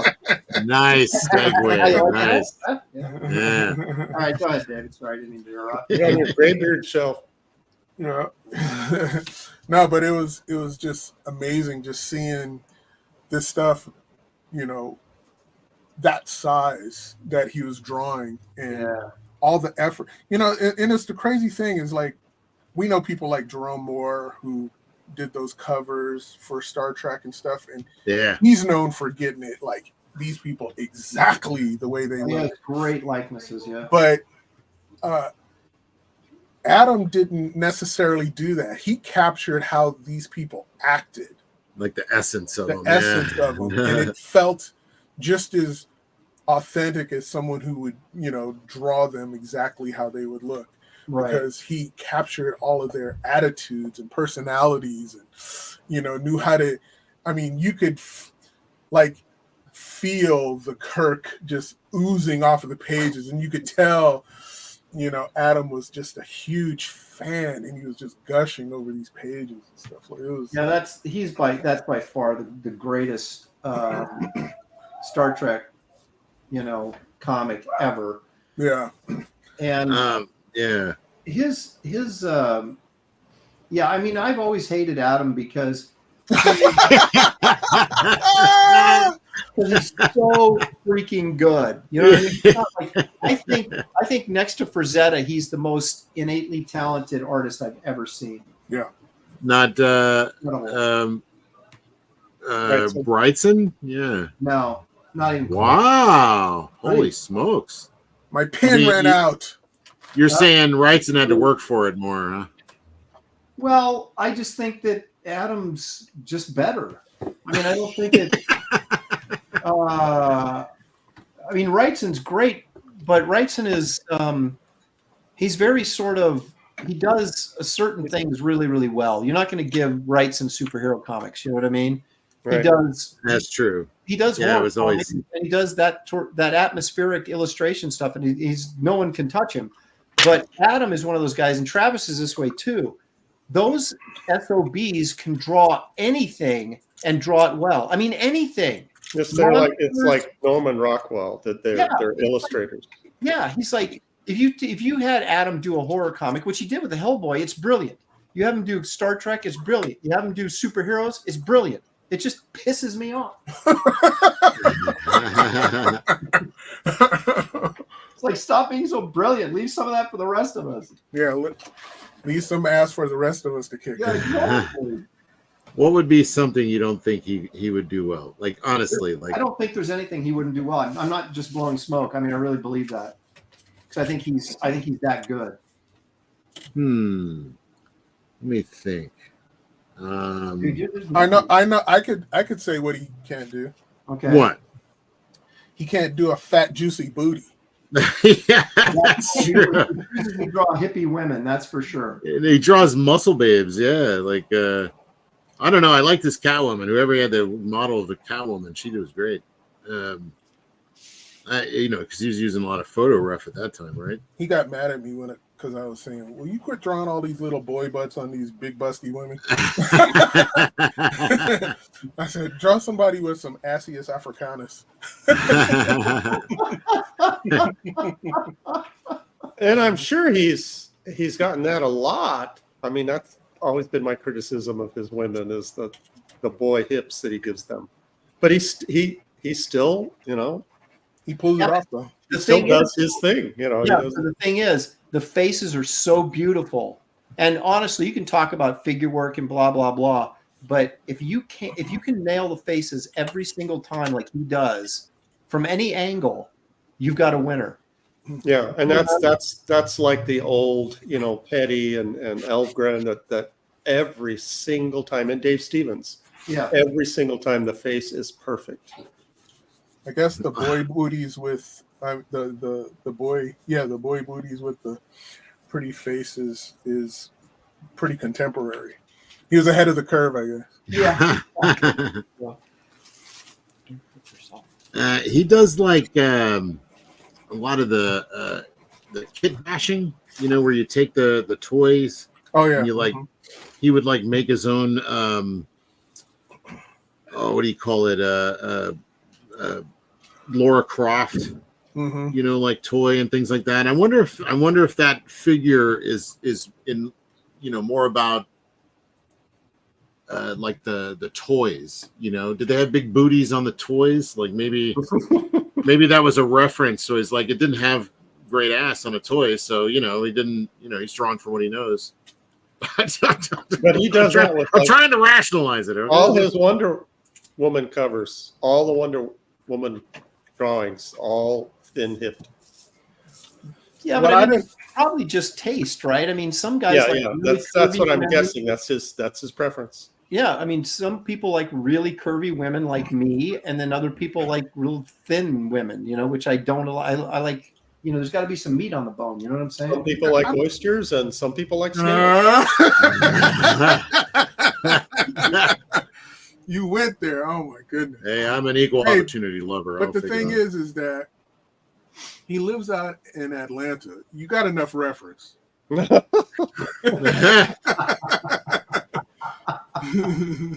Once again, David Williams keeping it real, brothers. Keeping it real. I feel like I'm just doodling, like I'm on the phone talking to some friends. That's what it is. I mean, that's what you do with pen, right? And that's why I'm destroying you guys, because I can go next level with a pen. Yeah. I think I'm not looking at what you're doing. You'd be horrified. Probably be nervous, yeah. Because I'm not. There's parts of this I like, and a lot of it I don't. Also, Dave, you're going off the various pens you have to choose from. Am I wrong that you've just been sticking with just this one? It's been rocking, man. Papermate. I told you the Papermate. I think. Well, the old saying, Gary. It's not the pen; it's the guy who's wielding the pen, right? Yep. I've butchered this face like 12 times. I keep like pulling it out somehow, and then bringing it back to crap. So It's like you just won't leave well enough alone. I know. I keep like, maybe it's some more definition on the teeth. Oh, now it looks like he's got a missing tooth. How do I fix that? I don't know. Whatever. I'll define each and every tooth. Okay, now that looks odd. So, all right. It's a carny barbarian. Oh, this is really interesting because this is the most comfortable I've felt on this show in a while. I don't know. Maybe I should do more pen drawings. You should. I'm a guy that's coming from digital largely, so I love my infinite undo. And so now that I'm doing live art, I love my whiteout. I love having my correction, my ability to like just and start over. Well, you know what? Time has gotten away from us, gentlemen. We are. Wait a minute. What time do we start? 3 o'clock, right? Yeah. It's the usual time. So but you didn't start drawing till like. Oh, okay. So we got like an hour left. We got an hour left. I got to get the paints out, I guess. We got a good 45-minute intro. Yeah. It's all ballpoint pen. What are you talking about? I don't have. Well, my homie and personal rival Ellie McComicsgate says, "Was Presti bringing the barbarian dynamism? Could Lepresti finally win?" Well, okay, it's not a competition, but of course, you can, suggest that mine's better than everybody else's. That's totally fine, but it's not a competition. Is that true? Who is that? Is that Shelley? You're right. Who said that? I use my super chats. I pay the audience back to say stuff like that.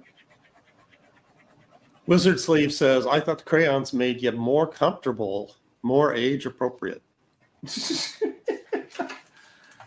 Yeah, I thought the crayons are pretty good. I thought the thing is, though, you guys, it's like, how often do you sit honestly on the phone talking to somebody and you got a pen in your hand and you just like are filling up napkins or something with drawings? I do that all the time. Pretty much all the time. Yeah.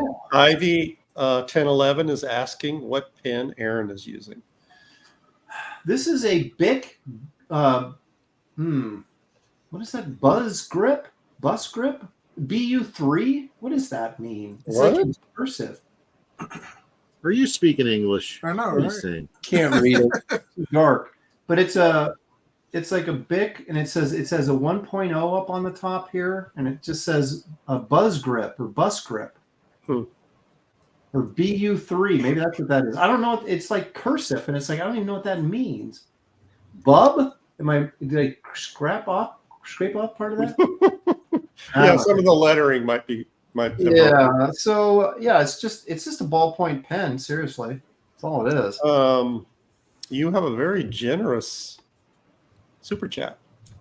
Doggone it, Fox Mulder for $25. Thank you so much. Appreciate that, man, very much. What about Mark Schultz? One of my favorite artists. To be honest, the Kit Carter pages 2 and 3 spread reminds me a lot of his work. The level of detail, kinetic energy you were able to capture still blows me away. Thank you so much. I'd like to point out that Mark Schultz actually swipes from me a lot. So, is that right? Yeah. Well, do you have examples? Show where's your... That's kind of my personal feeling. We're going to need receipts for this. Yeah. Right. Documentation. I have an example of John Cassaday swiping me for real. What? You really? Oh, do you have it? Yeah. Let's see it, man. Man, Cassaday is all in the news. Yeah, that's right. Let's keep it going. When I worked at Warner Consumer Products, me and Jerome were trying to develop some artwork for the DC, because they wouldn't give us the DC work to do style guides because they would always just funnel it through Garcia Lopez, and we wanted to come up with some new stylings and looks for it. And we would have guests come over and stuff. We'd have family or friends or whatever. And I had a friend who was buying art, and he's friends with, you know, the Alex Rosses of the world and the, you know, all of that. And so he's an art whore. Let me just put it that way. Wow. And Hello. so what he would do is, because he knew artists loved other artists, and he would get copies like of their pages, of their pencils, of their raw work or new work that hasn't been out, and he would convince other artists, say, hey, you know, I don't got money, but you want some copies of this, you could do me a sketch, that kind of thing. Okay. So Is this the guy that peddled the Toth model sheets? no. Oh, well, yes. He, Oh. Yeah, and- okay, I know who you're talking about. okay. And so he was over and he, you know, got some of my stuff, and I said, okay, don't show this to anybody, but you could have copies. He said, no, I won't do it. Liar. A few months later, I'm going through the previews, and then I see John Cassaday's Batman Planetary, and I see a very familiar drawing. And I was just like, yo, this guy took my, how did he get reference? And I was like, John. Oh, I told the guy's name. Well, John, you SOB. He's, and I immediately called John, and since I spoiled it, and I said, hey, do you got previews? And he's like, yeah. And I said, hey, turn to page such and such and such. And he saw it, and he goes, oh my God, I'm so sorry. And I'm like, Wow. I said, yeah, you're sorry, and so is John Cassaday. And so I called Mark Chiarella, because he was the art director there. Uh-huh. And Mark knew John and all this other kind of stuff. And I told him the situation, and I said, hey, turn the page. You got previews? You've seen these pages. Look, and here's my art. And John had this, and this is what he just put out. And he's all, I'm going to call you right back. So he chewed out, because he knew I worked at Consumer Products. And he, you know, laid into Cassaday, and they made him change it. The changes to me were not significant as much as I would like.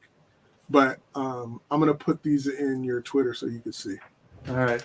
Oh, yeah. This is waterproof. You hope. Are you laying color down on there? No, I was trying to wet the ballpoint pen to see if it would blend, you know, Bleed. bleed, but it doesn't. Yeah. Most of them don't anymore. That's Wow. the new thing. Yeah, Mike Miller says so. Cassidy's just a full-time swiper. Possibly, I don't know. So. I need to switch to another ink. What kind of ink can I? As long as it's in a pen, you can use it. I'm gonna see what kind of bleed. I bet. How much you gonna bet? Pilot. Think Pilot would bleed? You mean like Conscious Pilot? What do you mean Pilot? I ain't got time to bleed. Pilot pen. I honestly think they don't bleed anymore. That's the Really? new stuff that they The do. modern pens, smear? yeah, you have to use an older. Maybe I could HR in the smear. chat is saying Kelsey got some Joseph Clement Cole vibe going. I agree. Yeah. Yeah, so don't mess that up. David, Cole vibe. David, that stuff isn't showing up in my. I'm just now putting it in. Oh, okay. Yeah, don't start Jeez. experimenting. You're on to something, Kelsey. Noodly scratching. That's a. How much time do we got anyway? 40 minutes. Give or take. This is a way darker ink. Interesting. It is, yeah. I can tell.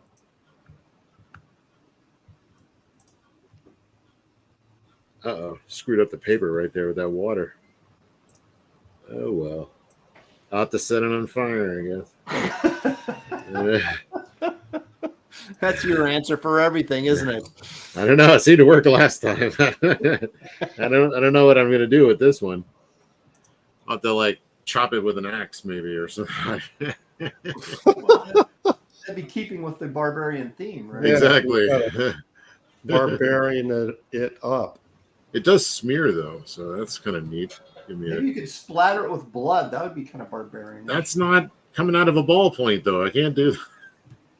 I could slit my wrists, then put it in a pen, and then draw with it. What is it? The guys usually like use fountain pens, and they tap them against a like their other finger to get splatter or something.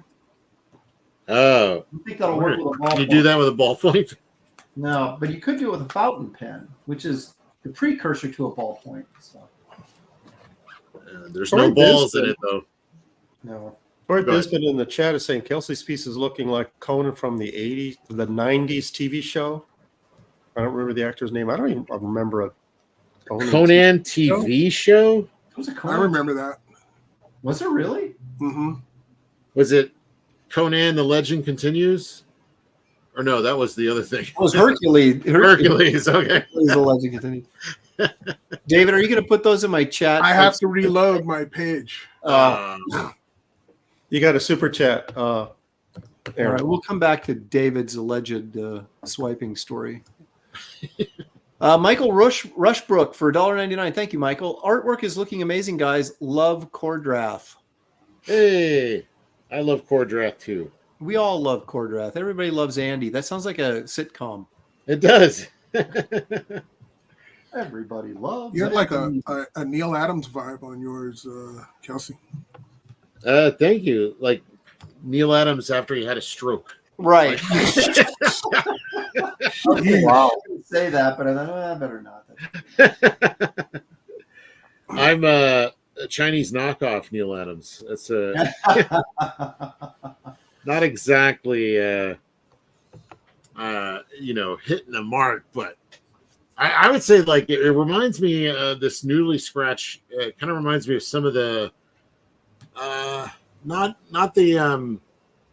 Rudy Nebris. He's from not Guam. Where the hell is he from? Philippines. But no. Yeah, not a Filipino. Some of it, I was trying to get a Filipino thing here with some of the way they do this like Newly Scratch kind of thing, where they I see Alex Nino. Yeah. Well, no, I used to see what's his name? Travis Charest do that kind of stuff where he'll just have this line just kind of like, and the French. He's not Filipino. The French. Yeah, I was going to say, is he from the Philippines? He's Filipino Canadian. Arno Roy, yeah, that's what I was thinking too. Alfredo Alcala. Yeah. I used to just see them do these. That's the ticket. It's to see them do the little Noodly Scratch kind of trail off to their line. I still can't figure it out. I've been trying to do it for years. When I'm doing doodles like this on the phone, and I'm like, let me see if I can do that line, and they'll just like, and I'm like, nope. I don't know. They always make it artful. That ain't working. Well, they always make it artful somehow, and I'm like, how do they do that? And it just looks right because, like, when I try it, I'm like, no, that looks wrong. I need to erase that. Aaron, Mike Miller in the chat says if this was professionals, they'd be talking about bald point pens. Yeah. Wah, wah, wah. Mike, I have something for you. I'm not giving you a cannonball, but I'll give you this. Yeah. Aaron's always ready.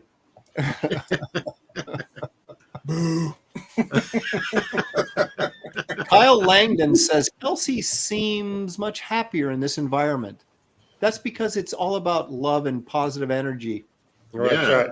Yeah, we never ever trash talk each other. No. Well, only behind the scenes we do that. Yeah. Not that you know, Gary. It's always encouraging. That's right. Kelsey, tell us. We're never sarcastic. This wonderful broad. Yeah, well, I mean, yeah, it is fun. Comics, having fun. This reminds me of like all the times I've been in a studio where you're just sitting around getting your work done, just laughing, talking about movies, whatever. It just feels very familiar. I love it. Completely changing the subject, but this is worth reading. Henry Bemis says the current president of the Philippines named Bong Bong Marcos. What a name. That may be the best name for a world leader ever. Yeah. Bong Bong Marcos. Oh, I changed my name to that. That's a good one. Yeah. I used to hate my name. Then I realized Kelsey, because I mean, back in the day, before it became a very common girl's name, we had Bubba Kelsey, but that wasn't his first name, so it wasn't exactly the same. But I used to take pride that at least he had Kelsey in his name somewhere. And then Kelsey Grammer, of course. So there was a few of us, but then there was Elsie the cow. And I got relentlessly hit with that when I was a kid. Oh, you mean like Elsie? Like the cow? Elsie. Yeah. And then in the 90s, it was Chelsea Clinton. Oh, my God. I never heard the end of that one. Wow. Yeah, so it was brutal. So I hated it. I was trying. My middle name's Brian, so I'm thinking, I'm going to use Brian, or I'm going to. But after a while, you get older, you start giving less of a crap. Yeah. And don't care. I also realized that I think there's only one other Kelsey in comics, and they're not. I don't even know if they do it regularly or not. I just kind of happen upon their name, but I think I'm the only Kelsey. And that's why I started just using my first name because I wanted to own it. I'm like, I'm going to make it so that I'm the only Kelsey, And I had all these, there were like girls on YouTube doing makeup tutorials, with the name Kelsey. And I'm like, I'm going to make these disappear. So, I'm going to do all kinds of like videos and stuff and try to get my name to be at the top of the list. So now when you look up Kelsey, generally you're going to find me. That's a beautiful story of kind of redemption and and I sent it to you. It's kind of like Caesar Augustus coming back to Rome and just taking over right after being exiled. Very similar to that. Yeah, but now I don't care. Now I say I'm the manly man with the girly name. You just kind of embraced it and said, "Yeah, I'm going to go with that." I sent it to you, Aaron. Okay, now let's see some swipage. First class. Yeah, I got to slow down a little bit. I'm so far ahead of you guys. Let's see here.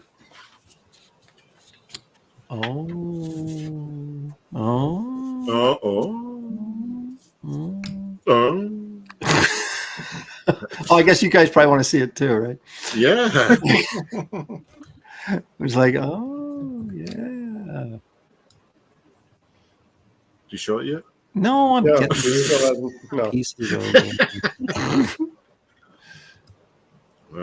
Let me know.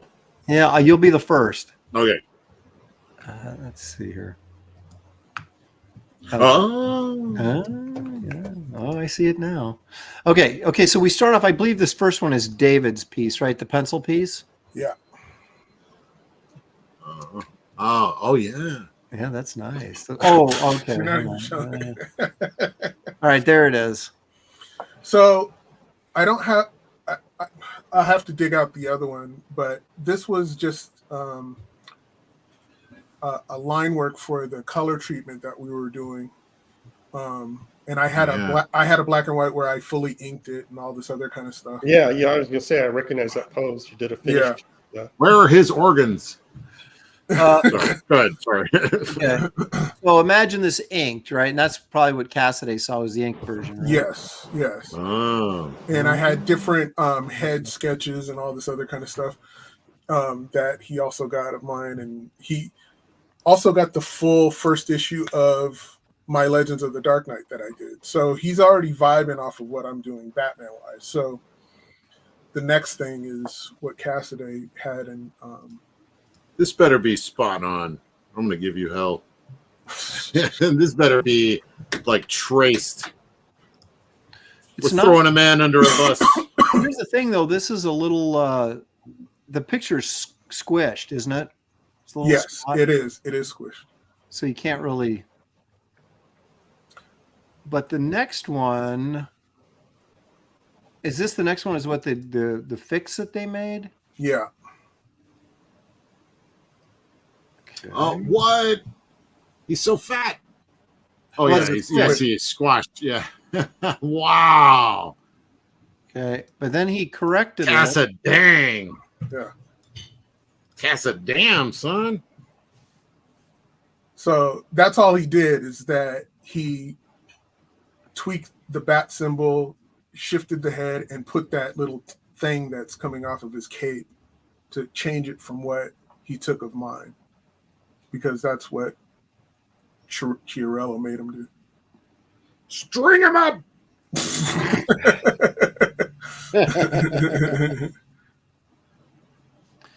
Yeah, I don't approve of this. I don't like it. Rich Buckler used to do this back in the day all the time. You know, you'd find a Kirby panel, a John Buscema panel, and then a Ditko panel. Yeah, Buckler. Yeah, it was hard to nail him down because he had so many different influences. Yeah, he was swiping everybody. I make no But I bones love about that it. Klaus Janson inked him on Black Panther. That was an amazing series. I actually traced Steve Rude heads for Nexus in a couple of shots. Actually, just one shot, if I remember right, in Nexus triplets, which I'm going to redo because I'm redrawing it. But I couldn't get his damn head right. I did it. I think I did it on stream. I think I did it live, so I wasn't hiding it. I was that illustration that you posted recently of Nexus golfing in space was just awesome. I think I really like that. But I give everything to Rude, man. I learned so much from that guy, so I might as well trace him. Shit. I mean,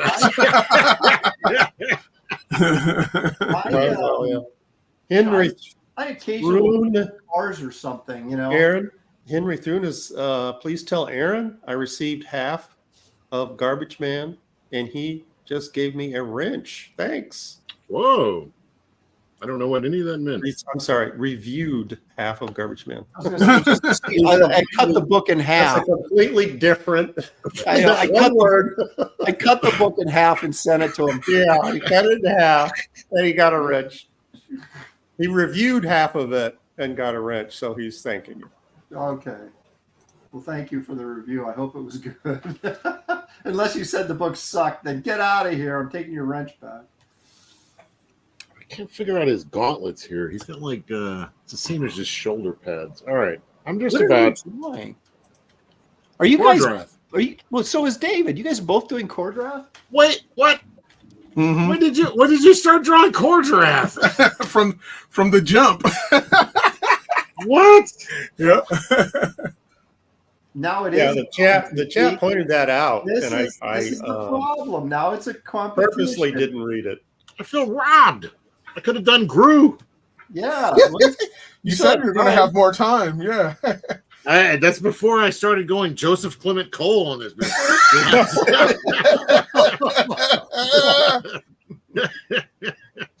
That's right. You could have, could have been way cartoonier. Yeah. Well, I mean, hey, may the best man win. I think David's had some of the best stories tonight. That's for sure. Well, we're glad to have him talk once in a while. He usually just draws half his artwork, then disappears and goes eats, and then comes back. So at least he was a. Thank you, Frank. Thank you, Frankie said Kelsey swiped David. Yeah. Dang it. David is the most swiped and abused artist in this. You're spotting my swipes. That was supposed to be a David secret. before. I don't know if My I've swiped homie and him. personal rival Ellie McComicsgate says the world was robbed of Kelsey's Gru. He's crying. I'll bet you could knock Gru out in about 5 minutes, couldn't you, Kelsey? Yeah, I was gonna do him like a real drawing, but I've noticed that other people have tried that. So I was trying to think of like another thing to do. And then David suckered you into drawing it so he could do the same thing and then try and make you look bad. That's Yeah. Hey, mission accomplished. Gotcha, bitch.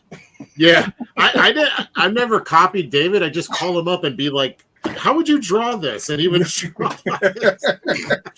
And we actually did that with Nexus. I was like, "Could you please draw this so that I could see how you do it?" And he did it, and he's like, he's still gay. He still looks gay or whatever. Outfit. I'm like, you drew it. Could you make him more manly, please? Isn't that the old joke with that Stan Lee pulled Gil Kane aside one time and said, your men look a little, I think he used the term fey. And Gil Kane said something famously like, "Well, Stan, you put anybody's work up against Kirby and we're all going to look a little fey."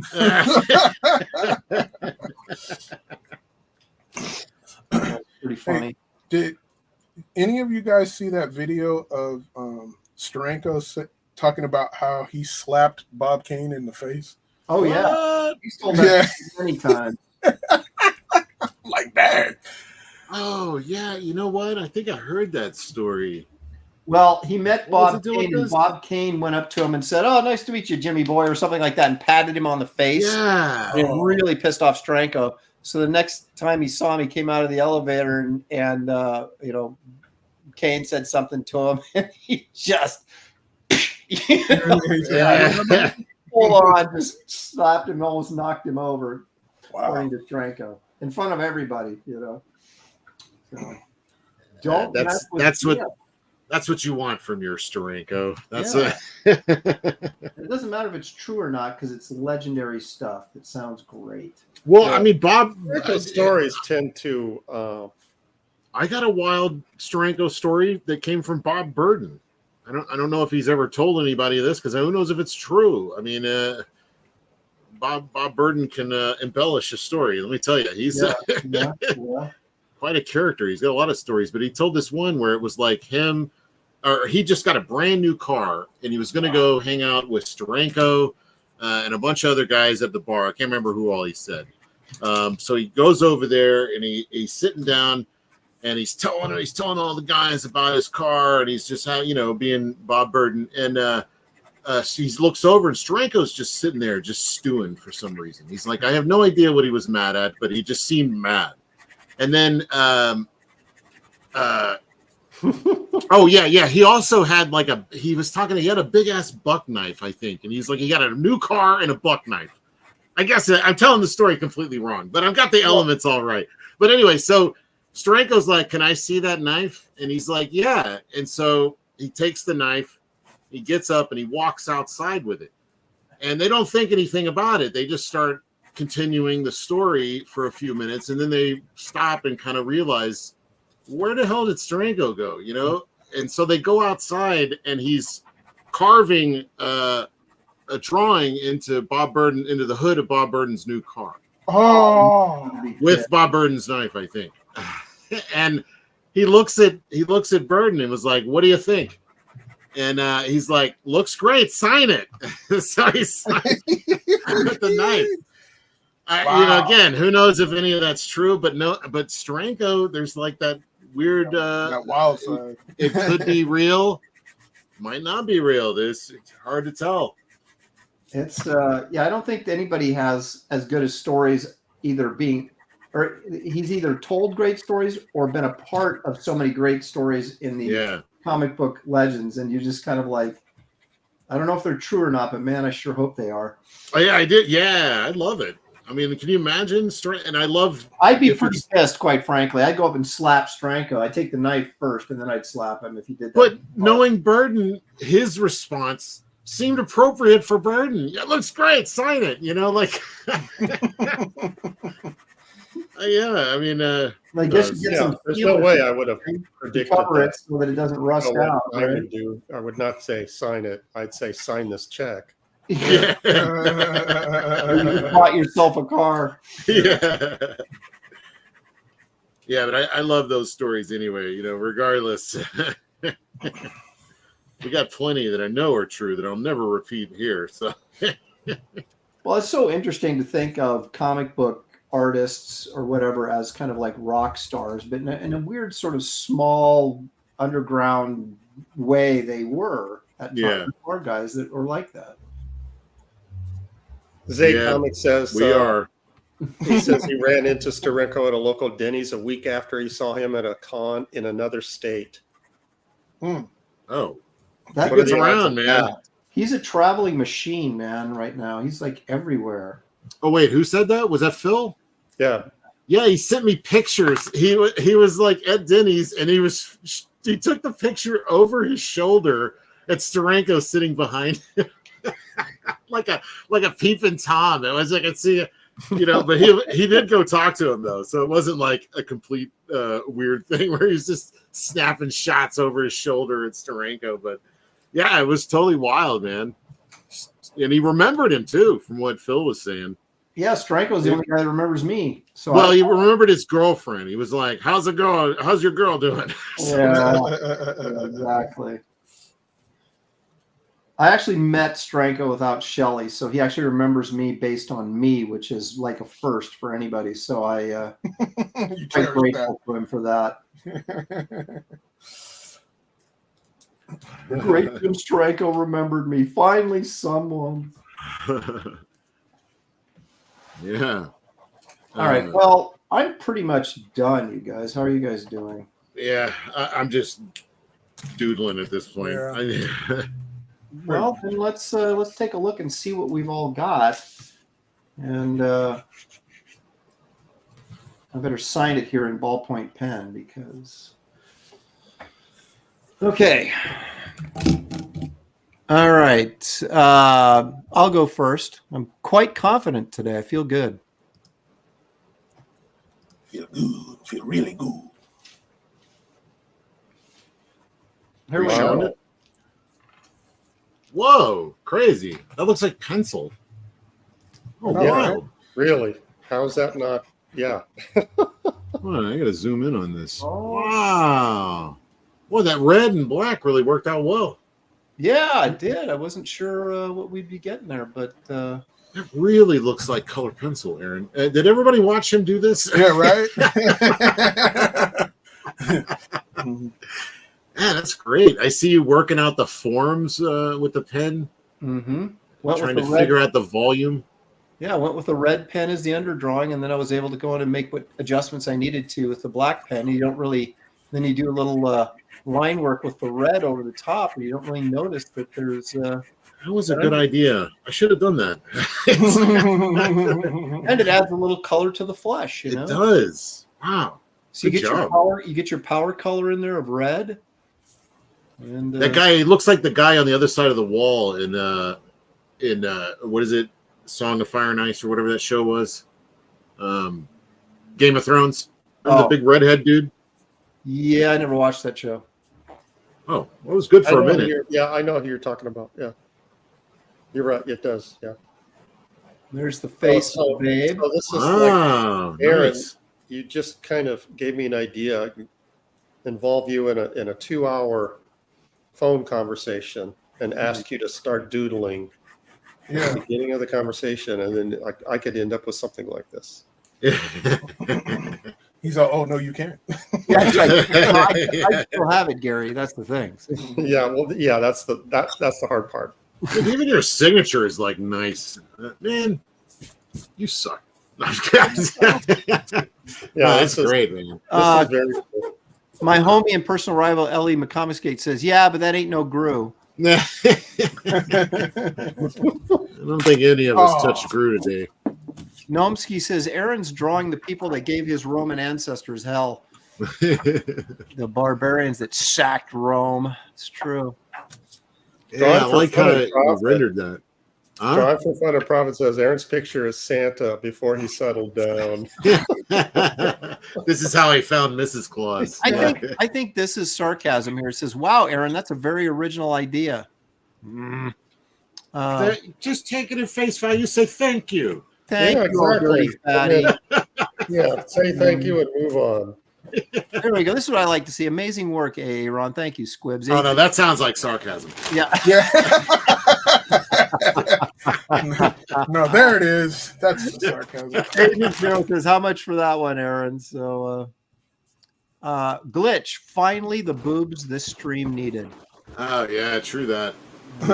Besides the 3 artists that are doing Yeah. Very true. Very true. Henry Jeremick, he's called me out and he's correct. He says, nice, Aaron. She has that same Gil Kane, Kit Carter leg pose. Very nice. Yeah, that's a Gil Kane. I'm amazed at how much that guy's influenced me later in my career. Yeah, I've seen it in the last year or so, way more than your early stuff. Yes, It is Gil Kane-ish. Yeah. I don't know what it has, but I just love it now. Let's see. Wizard Sleeve says, tell that chick to trim. Oh, my goodness. Oh wow! Now I'm never. Yeah, now I'm never not going to see that ever That's again. right. You ruined it for all of us. You turned it into a 4th place piece now. Henry Bemis says, what size paper is that on? It looks like a backing board. No, it's 9 by 12. I bought some new paper for this show. Are you drawing smaller than me? What am I on? 11 by 14. You're drawing smaller than I am. Yeah. Of course, I only filled up about 8.5 by 11 of that. Yeah. See, well, that's the thing.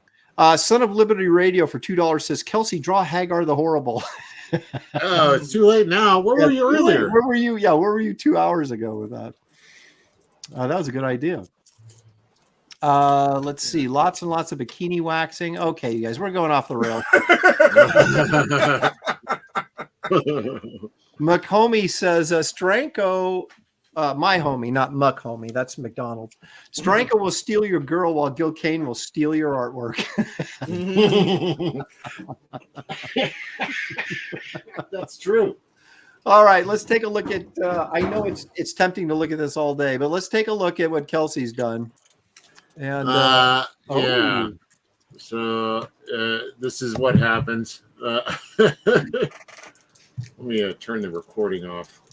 All right.